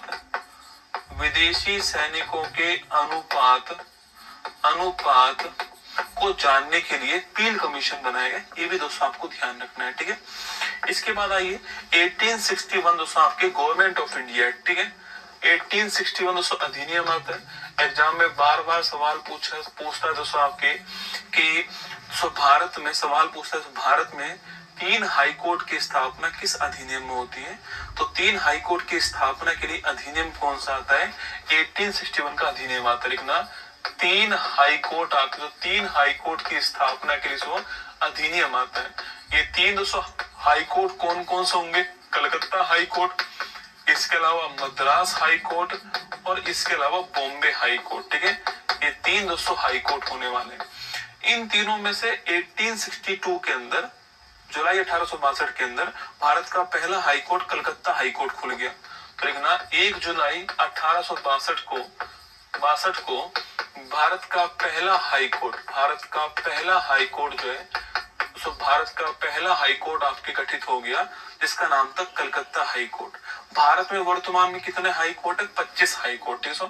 भारत में वर्तमान पूछो कितने हाई कोर्ट है, तो वर्तमान में 25 हाई कोर्ट है, आपको नोट करना है, ठीक है। लेटेस्ट का नाम पूछो क्या है आपके, तो लेटेस्ट का नाम लिखिए अमरावती हाई कोर्ट। किसके लिए, आंध्र प्रदेश के लिए ना। अमरावती हाई कोर्ट किसके लिए हो गया, आंध्र प्रदेश के लिए हो गया। ये भी आपको लगे हाथ जो है यहीं पर दोस्तों नोट करना है। तो 3 हाई कोर्ट की स्थापना के बाद जो है यहाँ पर 1861 दोस्तों अधिनियम होती है। अच्छा, इस अधिनियम में एक और बड़ी घोषणा दोस्तों होती है। इस अधिनियम में एक और बड़ी घोषणा होती है। आप में से कौन बताने वाला है कि इस अधिनियम में एक और बड़ी घोषणा है, कौन सा एक नया सिस्टम भारत में दोस्तों स्टार्ट हुआ। आज वही सिस्टम दोस्तों भारत में मंत्रिमंडल के रूप में जाना जाता है। जो मिनिस्ट्री सिस्टम है आपकी, उसका नाम क्या है, आपको ये बताना उसका नाम क्या है, जो 1861 के दोस्तों अधिनियम के अंदर जो है जिसको स्टार्ट किया गया, आपको ये बताना है। ठीक है, तो ये तीन दोस्तों हाई कोर्ट है आपके, तीन हाई कोर्ट हो गए और कलकत्ता हाई कोर्ट, इन तीनों हाई कोर्ट में पहला हाई कोर्ट दोस्तों आपको ध्यान रखना है। ठीक है दोस्तों, इसके बाद आपके दोस्तों इसके बाद में 1866 के अंदर इलाहाबाद हाई कोर्ट की स्थापना होती है ना। इलाहाबाद हाई कोर्ट, भारत का सबसे बड़ा हाई कोर्ट कौन सा है? Allahabad high court. ठीक है दोस्तों, इसके बाद में 1867 में प्रार्थना समाज की स्थापना, प्रार्थना समाज जो है इसकी स्थापना होती है। प्रार्थना समाज की स्थापना कहाँ होती है? महाराष्ट्र में होती है। संस्थापक कौन थे इसके? संस्थापक थे आत्माराम पांडुरंग। दोस्तों लिखना, संस्थापक कौन थे आपके? तो आत्माराम पांडुरंग संस्थापक थे इसके। और दोस्तों इसके अलावा पूछूं आपसे, महादेव गोविंद रनाड़े। ठीक है, आत्माराम पांडुरंग नाम है आपकी, और महादेव गोविंद रनाड़े जो है आपके, सो ये भी इसके संस्थापक थे, आपको ध्यान रखना है। ठीक है, तो महाराष्ट्र के अंदर 1867 में प्रार्थना समाज की दोस्तों स्थापना होती है, ध्यान रखिएगा ना। हाँ, सोवियत का ठीक दोस्तों आंसर है पोर्टफोलियो सिस्टम, पार्लियामेंट्री सिस्टम नहीं रे, डोपिया पोर्टफोलियो सिस्टम। सवाल पूछे दोस्तों, भारत में जो पोर्टफोलियो सिस्टम आपके स्टार्ट हुआ है, भारत में पोर्टफोलियो सिस्टम जो स्टार्ट हुआ है, अरे पोर्टफोलियो से इसका मतलब होता है मंत्रिमंडल दोस्तों ना। मंत्रिमंडल जो सिस्टम है आपके सो, किस मंत्री को कौन सा विभाग मिलेगा। ठीक है, मंत्रियों के मध्य जो विभाग है, इसका जो बंटवारा है, ये सिस्टम भारत में कब स्टार्ट हुआ? 1861 जो आपके, ये आपके स्टार्ट हुआ, आपको ध्यान रखना है। ठीक है, तो 1867 में प्रार्थना समाज की स्थापना होती है। अच्छा क्वेश्चन एग्जाम के लिए, महाराष्ट्र के अंदर स्थापना होती है और करने वाले कौन थे? आत्माराम पांडुरंग दोस्तों और महादेव गोविंद रनाड़े का नाम आपको ध्यान रखना है। ये इसको शुरुआत करने वाले सवाल दोस्तों एग्जाम में बन सकता है आपसे। ठीक है दोस्तों, इसके बाद आगे बढ़िए आपके दोस्तों, इसके बाद में 1872 की बात करता हूँ ना, 1872 की बात करता हूँ दोस्तों। मेयो जो है ये सो भारत के आपके वायसराय थे। इसके काल में भारत में पहली बार जनगणना दोस्तों स्टार्ट हुई। सवाल पूछे कि तो सेंसस भारत में कब स्टार्ट हुआ आपके सो, सेंसस भारत में कब स्टार्ट हुआ? तो ये आपके 1872 में मेयो के कार्यकाल में स्टार्ट होता है। तो मेयो की हत्या होती है। सवाल पूछे कि भाई किस गवर्नर, किस वायसरॉय की हत्या होती है? मेयो की। कहां पर होती है? अंडमान निकोबार। अगर आप लिखना चाहो दोस्तों लिख लीजिएगा कि अंडमान निकोबार जो है यहाँ पर इसकी हत्या हो गई। ठीक है, तो यहाँ पर हत्या होती है, ये आपको ध्यान रखना है। ठीक है दोस्तों, इसके बाद दोस्तों अगर सवाल पूछूं आपसे, चलो दोस्तों मैं डेट नहीं लिख रहा हूँ। ठीक है दोस्तों, वो आपको लिखनी है। सवाल ये है कि सत्यशोधक समाज की स्थापना कब होती है? पहली बात तो इसके संस्थापक कौन था? इसके संस्थापक का नाम लिखिएगा महात्मा ज्योतिबा फुले। क्या था आपके? महात्मा ज्योतिबा फुले जो है ये संस्थापक थे, आपको ध्यान रखना है। दोस्तों अगला क्वेश्चन आपके सामने, अगर सवाल पूछूं आपसे महात्मा ज्योतिबा फुले की पुस्तक का, दोस्तों बुक का नाम क्या लिखना आपके? गुलामगिरी जो है ये इनकी पुस्तक का नाम है। ठीक है, गुलामगिरी जो पुस्तक का नाम है। इस समाज की स्थापना कहाँ होती है? महाराष्ट्र में। कहाँ होती है? महाराष्ट्र के अंदर स्थापना होती है। सवाल मैंने आपसे ये पूछा कि स्थापना कब होती है। ठीक है, सवाल ये था कि स्थापना कब होती है, बताना है आपको कि भाई सत्यशोधक समाज की स्थापना कब होती है। अमित कुमार का एकदम ठीक आंसर है 1873 में। कब होती है? 1873 में इसकी स्थापना होती है, आपको ध्यान रखना है ना। 1873 दोस्तों ना स्थापना होती है। चलिए आगे बढ़ते हैं। 1875 की मैं बात करूं आपसे, नोट करना। तो 1875 में आर्य समाज की स्थापना होती है। किसकी? आर्य समाज जो है इसकी स्थापना कब होती है? 1875 में होती है। किसकी स्थापना होती है? आर्य समाज की स्थापना करने वाले कौन था आपके? स्वामी दयानंद सरस्वती। कौन थे? स्वामी दयानंद सरस्वती जो है ये इसके संस्थापक थे ना। स्वामी दयानंद सरस्वती जो है ये संस्थापक थे, नोट करना। इन्होंने ही एक बुक लिखी सत्यार्थ प्रकाश, बड़ी महत्वपूर्ण पुस्तक है। सत्यार्थ प्रकाश पुस्तक के राइटर का नाम पूछूं आपसे क्या है, तो वो है आपके स्वामी दयानंद सरस्वती। सत्यार्थ प्रकाश पुस्तक लिखने वाले थे। सवाल आपसे पूछे कि वेदों की ओर लौटो का नारा देने वाले कौन थे, तो वेदों की ओर लौटो का नारा देने वाले लिखना आपके, वह भी आपके दोस्तों स्वामी दयानंद सरस्वती। सवाल पूछे कि स्वराज शब्द का पहली बार उपयोग किसने करा आपके, इसका पहली बार आपके जो उपयोग है वह भी आपके स्वामी दयानंद सरस्वती जो है इनके द्वारा किया गया। 1875 में आर्य समाज की स्थापना जो है वो आपके इनके द्वारा दोस्तों होती है, आपको ध्यान में। सवाल पूछे कि इनका दोस्तों मूल नाम क्या था आपके, तो मूल शंकर जो है आपके, मूल शंकर इनके बचपन का नाम है ना, मूल शंकर जो है ये इनके बचपन का नाम था, आपको ध्यान रखना है दोस्तों। इसी दोस्तों 1875 में इंडियन लीग की स्थापना भी होती है, बड़ी महत्वपूर्ण संस्था है दोस्तों इंडियन लीग जो है इसकी स्थापना होती है। इसके संस्थापक कौन है, शिशिर कुमार घोष। कौन है, शिशिर कुमार घोष जो है ये इसके संस्थापक, ठीक है। तो शिशिर कुमार घोष ने इंडियन लीग की स्थापना कब कर दी, 1875 में इंडियन लीग की स्थापना शिशिर कुमार घोष के द्वारा होती है, ये भी दोस्तों आपको ध्यान रखना है। अच्छा, इसके बाद पूछूं आपसे 1878 दोस्तों ना, ये बस मेरे सामने मत लिखो है ना, देखो दोस्तों ये सही बात है, जिसको आप चाहते हो ना वो आपको जब मिल जाए तो फिर आपकी चाहत खत्म हो जाती है। 25 दिन से पुकार रहे हो कुमार गौरव नहीं आ रहा, कुमार गौरव नहीं आ रहा, हर मास्टर को तुमने परेशान किया हुआ है कि उसको लेकर आओ, उसको लेकर आओ। अब जब वो आ गया तो बस तो अब आ गया ना तो फिर अब आ जाने दो, आंख बंद करके बोलो बांके बिहारी लाल की जय, इस बार पेपर को फोड़ना है, ठीक है। बस लिखो 1878 दोस्तों, इसकी बात करते हैं तो 1878 में दोस्तों आपको नोट करना आपकी वर्नाकुलर प्रेस एक्ट। याद करो मैंने आपको लिखवाया था, मैंने पहले भी आपको लिखा है वर्नाकुलर प्रेस एक्ट। तो वर्नाकुलर जो प्रेस एक्ट है वो आता है 1878 में। इस समय इसको लाने वाला लिटन जो आपके ये इसको लाने वाले, ठीक है। दोस्तों लिटन को संगीत में रुचि थी ना, इसलिए इसको ओवन मेरेडिथ के नाम से जानते। सवाल पूछे कि वे किस वायसराय को ओवन दोस्तों मेरेडिथ के नाम से जानते हैं आपके, तो ओवन मेरेडिथ के नाम से इसी वायसराय को जानते हैं। और संगीत दोस्तों लिखना आपके म्यूजिक जो है आपके नोट करना, तो ओवन मेरेडिथ के नाम से इसी जानते हैं। वर्नाकुलर प्रेस एक्ट लाने वाला कौन था आपके, यही था 1878 में, उसको आपको ध्यान रखना है, ठीक है।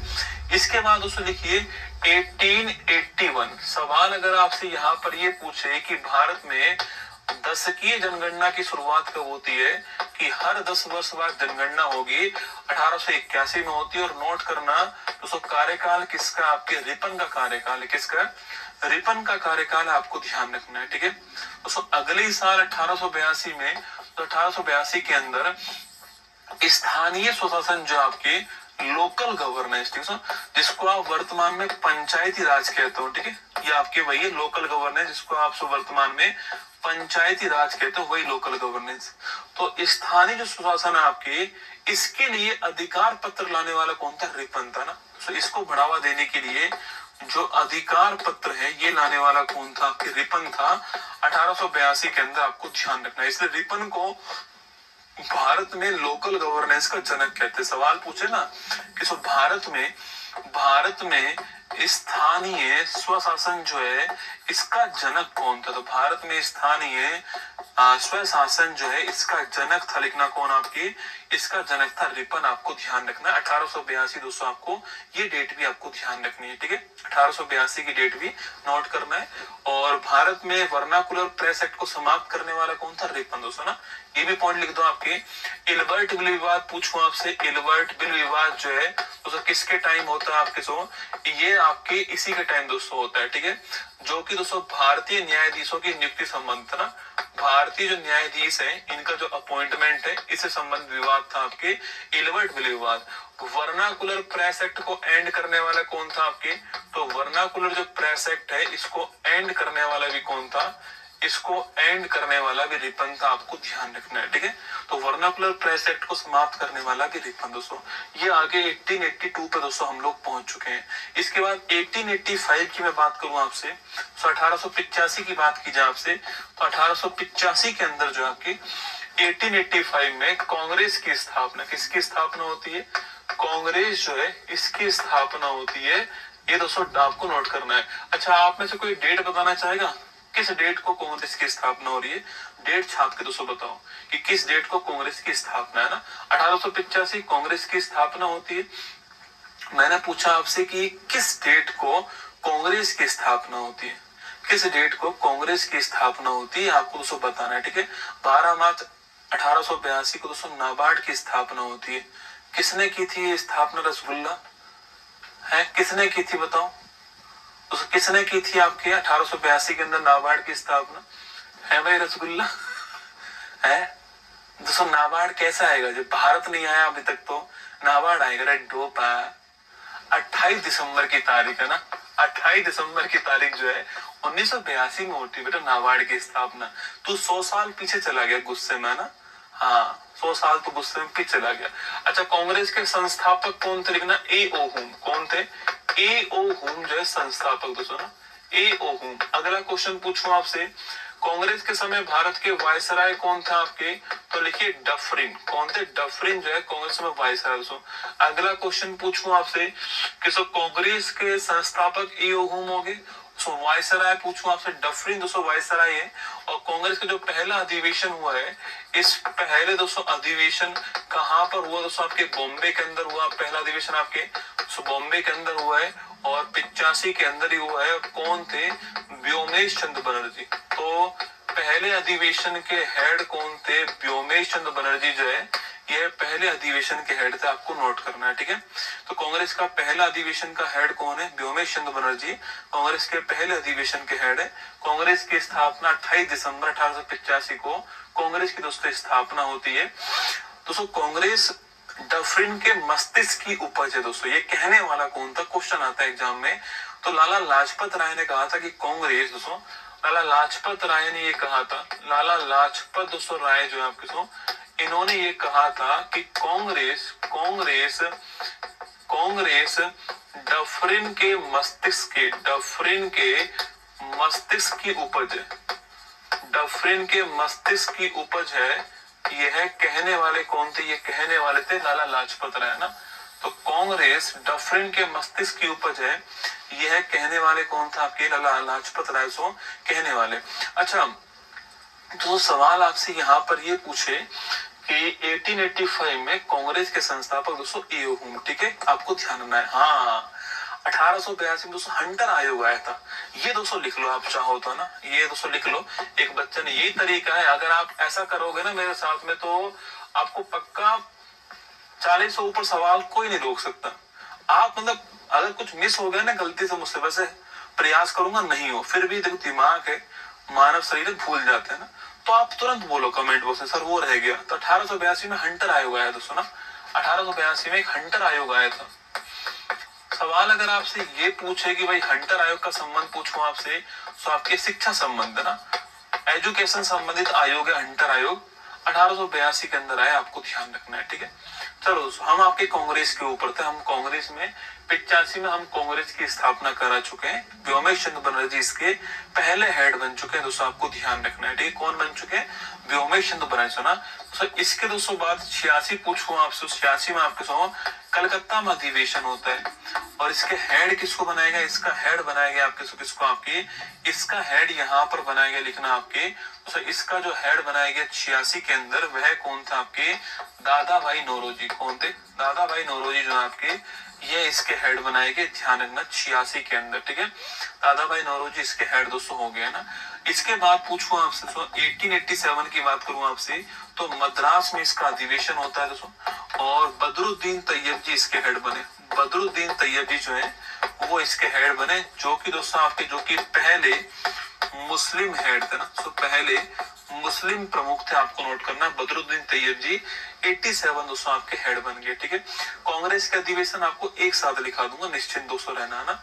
अभी दोस्तों नेक्स्ट घटना की ओर आऊं आपके सो, तो लिखिए आपके सो 1897 दोस्तों ना, कब की बात करते हैं आपके। अच्छा पहले दोस्तों रिवीजन कर लेते हैं ना, पहले जो इतना दोस्तों हमने पढ़ा उसको रिवीजन कर लेते हैं ठीक है। चलो दोस्तों वापस आओ आपके सो, वापस आओ फटाफट से आपके जहां से हमने स्टार्ट किया दोस्तों। देखो हमने यहाँ से स्टार्ट करा, मेरी बात को सुनते हुए जाना ठीक है। तो हमने यहाँ से स्टार्ट किया, ये आपको सुनते हुए जाना ठीक है। देखिएगा 1707 ईस्वी में औरंगजेब का निधन होता है, ध्यान रखना ठीक है। इसके बाद 23 जून 1757 के अंदर प्लासी का वॉर होता है, ईस्ट इंडिया कंपनी और बंगाल के सिराजुद्दौला के मध्य होता है। मीर जाफर इसमें जो है आपके विश्वासघात करता है, क्लाइव आपकी ईस्ट इंडिया कंपनी की ओर से होता है। 1759 में बेदारा का युद्ध होता है, EIC वर्सेस डच के बीच में, हॉलैंड के बीच में होता है।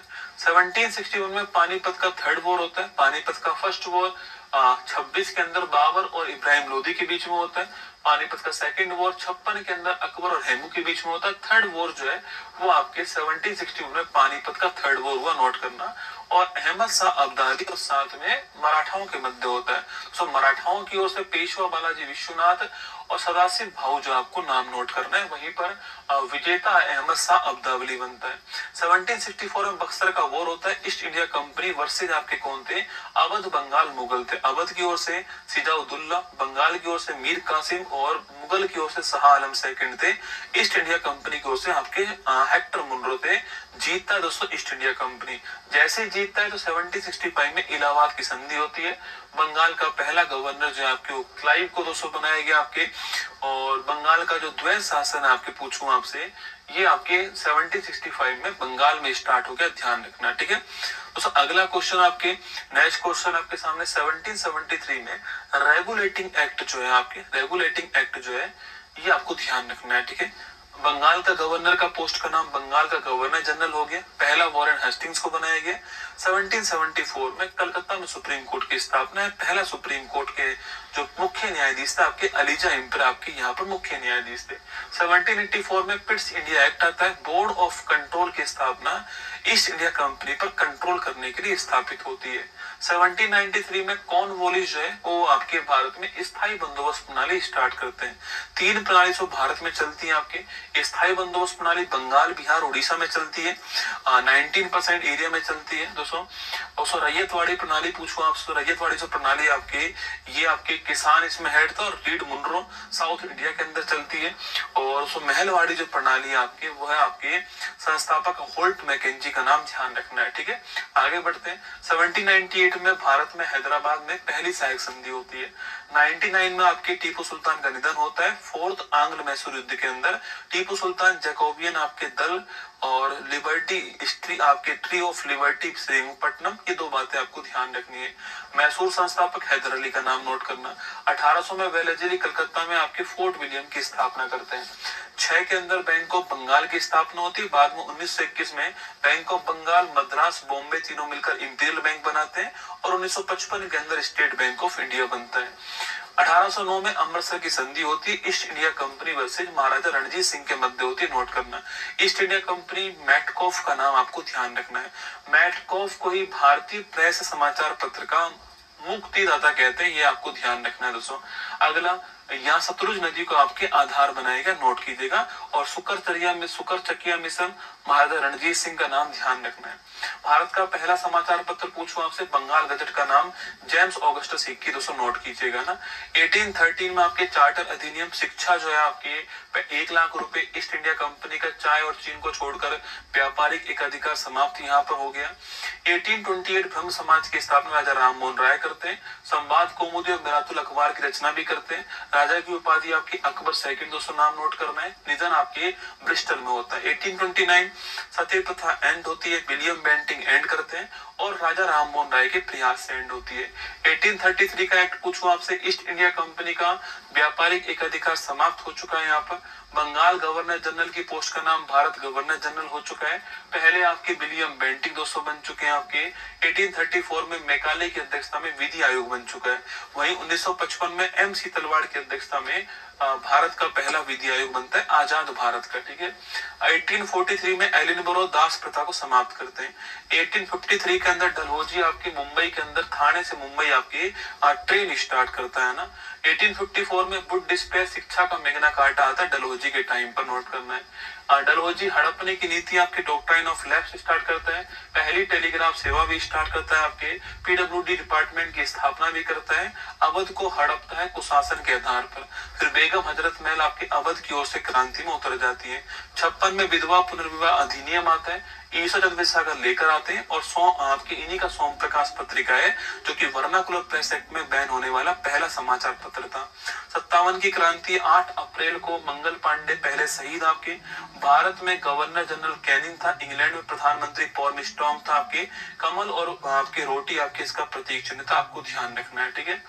1858 का भारत शासन अधिनियम की बात करूं आपसे तो ईस्ट इंडिया कंपनी का शासन समाप्त हो गया, मुगलों का शासन समाप्त हो गया। सो आपके मुगल जो है, आपके मुगलों में अंतिम जो शासक था उसका नाम था बहादुर शाह जफर। ठीक है, बहादुर शाह जफर अंतिम शासक था आपके, और बहादुर शाह जफर सेकंड अंतिम शासक था, और उसको फिर हमने रंगून भेज दिया, ध्यान रखना है ना। ईस्ट इंडिया कंपनी का शासन समाप्त हो गया है। भारत के पहले वायसरॉय यहाँ पर आ चुके हैं जिनका नाम था कैनिंग। भारत सचिव पद बन चुका है, पहले कौन बनाएंगे? स्टैनली बनाएंगे। मुगल शासन समाप्त हो चुका है। महारानी का घोषणा पत्र पढ़ने वाला कौन था? कैनिंग था। कहां से? 1 नवंबर 1858 को इलाहाबाद से पढ़ने वाला, आपको ध्यान रखना है। एक पील कमीशन सेना संबंधित था, क्रांति के बाद बनाया गया, ध्यान रखिएगा। ठीक है, 1861 का government of India act, 3 high court, Calcutta high court 62 में स्थापित होती है, पहली हाई कोर्ट मद्रास और बॉम्बे। पोर्टफोलियो सिस्टम भी भारत में इसी से स्टार्ट हुआ था।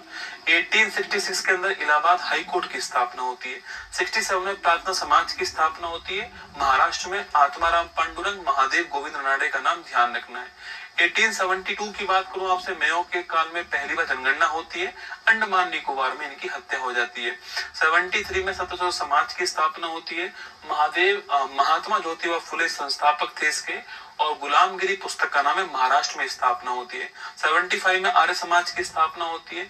दयानंद सरस्वती की स्थापना करने वाले, मूल शंकर इनका नाम था, और सत्यार्थ प्रकाश पुस्तक का नाम है। स्वराज शब्द पहली बार इन्होंने दिया, और वेदों की ओर लौटो नारा देने वाले भी यही थे। इंडियन लीग की स्थापना भी 75 में शिशिर कुमार घोष करते हैं। 1878 में वर्नाकुलर प्रेस एक्ट आता है, और लिटन लेकर आते हैं, ओवन मेरेडिथ के नाम से इन्हें जाना जाता है। 1881 में 10 की जनगणना आपकी स्टार्ट होती है, रिपन के समय आपको ध्यान रखना है। 1882 में लोकल गवर्नेंस की शुरुआत होती है भारत में, और रिपन जो आपके अधिकार पत्र लेकर आते हैं। रिपन को ही जनक कहते हैं इसका। रिपन के टाइम पे ही इल्बर्ट विवाद होता है, रिपन ही वर्नाकुलर प्रेस एक्ट को वापस लेते हैं, आपको ध्यान रखना है। ठीक है, इसके बाद दोस्तों आपके नेक्स्ट आपके 1882 में हंटर आयोग एजुकेशन संबंधित, ध्यान रखिएगा ना। 28 दिसंबर 1885 को कांग्रेस की स्थापना होती है। संस्थापक एओ हुम थे, वायसराय डफरिन थे। पहला अधिवेशन बॉम्बे में हुआ 1885 में, व्योमेश चंद्र बनर्जी उसके हेड से, नोट करना है ना। और लाला लाजपत राय ने कांग्रेस को डफरिन के मस्तिष्क की उपज कहा है। 1886 में कलकत्ता में दादा भाई नौरोजी इसके हेड थे दोस्तों आपके, और 1887 में मद्रास के अंदर बदरुद्दीन तैयब जी पहले मुस्लिम हेड थे, ये आपको ध्यान रखना है। ठीक है दोस्तों, कल वापस हम 8 बजे मिलेंगे। ठीक है, कल वापस दोस्तों 8 बजे मिलेंगे। इसका जो पूरा बचा हुआ पोर्शन है आगे वाला, वो मैं कल आपको समाप्त कर दूंगा। और आपके जिस दिन एग्जाम हो, अब जब भी दोस्तों आपका एग्जाम हो, तो आप देखना आज और कल वाली क्लास से 3-4 क्वेश्चन निश्चित तौर पे तुम्हारे एग्जाम में आएंगे। आज जो क्लास पढ़ा दी वो, आपको एक काम करना है, आपको बस इस वीडियो को, जो मैंने लास्ट में बोला, इस वीडियो को 10-15 मिनट में बोला हूँ, इस वीडियो को कान में लगा के सुन के आना है 2 बार। एक बार अभी रात को सोने से पहले, और एक बार दोस्तों कल क्लास में आने से पहले। इतना काम कर लेना। कर लोगे क्या बताओ? कर लोगे? एक बार दोस्तों, एक बार तो आपके अभी सोने से पहले, और एक बार कल आपके क्लास में आने से पहले। ठीक है, 2 बार इसको रिवाइज करके आना है। हम इसको और आगे पढ़ाएंगे ना। ठीक है, कल दोस्तों मैं इसी को आगे पढ़ाऊंगा। कल भी 8 बजे क्लास होगी शाम को ना, कल भी शाम को 8 बजे क्लास होगी। मैं आपको इसके आगे वाला जो पोर्शन है वो कल आपको पढ़ा दूंगा। तो कल हमारा मॉडर्न हिस्ट्री का जो टाइमलाइन है, टाइमलाइन जो है हमारा, वो हम दोस्तों पूरा कर देंगे कल जो है ना। तो कल 2 क्लास कराई मैंने, एक आज करा दी, एक कल कराऊंगा। तो टाइमलाइन जो मॉडर्न हिस्ट्री का है वो मैं आपको कल पूरे कराऊंगा। मैं पहले वो सारी क्लासेज आपको पढ़ा रहा हूँ जो आपके एग्जाम में निश्चित तौर पर सवाल बन के आएगा, गारंटी के साथ आएगा। देखो, आप मुझसे वो उम्मीद मत करना कि मैं यहाँ पर 1 घंटे खड़ा होकर वर्नाकुलर प्रेस एक्ट के बारे में बात करूंगा, नहीं करूंगा। आपको ज्ञान देना मेरा उद्देश्य है ही नहीं, आपका पेपर पास करवाना मेरा उद्देश्य है। और मैं आपसे वादा करता हूँ, डंके की चोट पर कह रहा हूँ, ऐप के अंदर कह रहा हूँ, कि मेरी तरफ से 100% प्रयास आपके लिए करूंगा। अब आप अपनी तरफ से कितना करोगे वो तय करेगा सिलेक्शन। ठीक है, तो कल 8 बजे वापस मिलेंगे यहीं पर। इसके पहले मैं आपको 10 मिनट रिवाइज कराऊंगा पुराने वाला, और फिर मैं आपको आगे वाला पोर्शन दिखा दूंगा। ये हमारी दोस्तों क्लास होगी कल। परसों हम लोग जो है दोस्तों, परसों हम लोग जो है संविधान स्टार्ट करेंगे। ठीक है, तो परसों हम संविधान की जो महत्वपूर्ण डेट्स हैं उनको पढ़ना स्टार्ट करेंगे। संविधान जो महत्वपूर्ण डेट्स हैं आपके, फिर आपके अनुच्छेद महत्वपूर्ण जो है, अनुसूची महत्वपूर्ण, संविधान संशोधन महत्वपूर्ण, हम उनको पढ़ेंगे। ठीक है, जिससे कम से कम 8-10 क्वेश्चन का जुगाड़ हमारा इसी सप्ताह हो जाए। वो 7-8 जो क्वेश्चन आपके आने वाले इनका जुगाड़ यही वीक में हो जाए, ये मेरा उद्देश्य है। ठीक है, चलिए ऑल द बेस्ट। मैं भी खाना खाऊंगा, आप भी खाना खाइएगा, और पेपर तक मैं आपको इतना मजबूत कर दूंगा कि आप निश्चिंत रहो। ठीक है, आपने जो पैसा मुझे दिया है मैं उसको वसूल करा के छोड़ूंगा, ये मेरा वादा है। और वो वसूल होगा जिस दिन पेपर में सवाल आ जाएगा। सही बात है ना, उसी दिन वसूल है, बाकी तो ठीक है। ठीक है ना,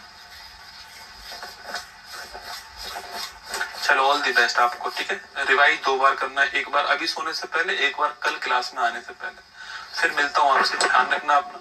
जय हिंद, ऑल द बेस्ट। और वतन पे वर्दी, यही सपना आपका और मेरा है। जय हिंद।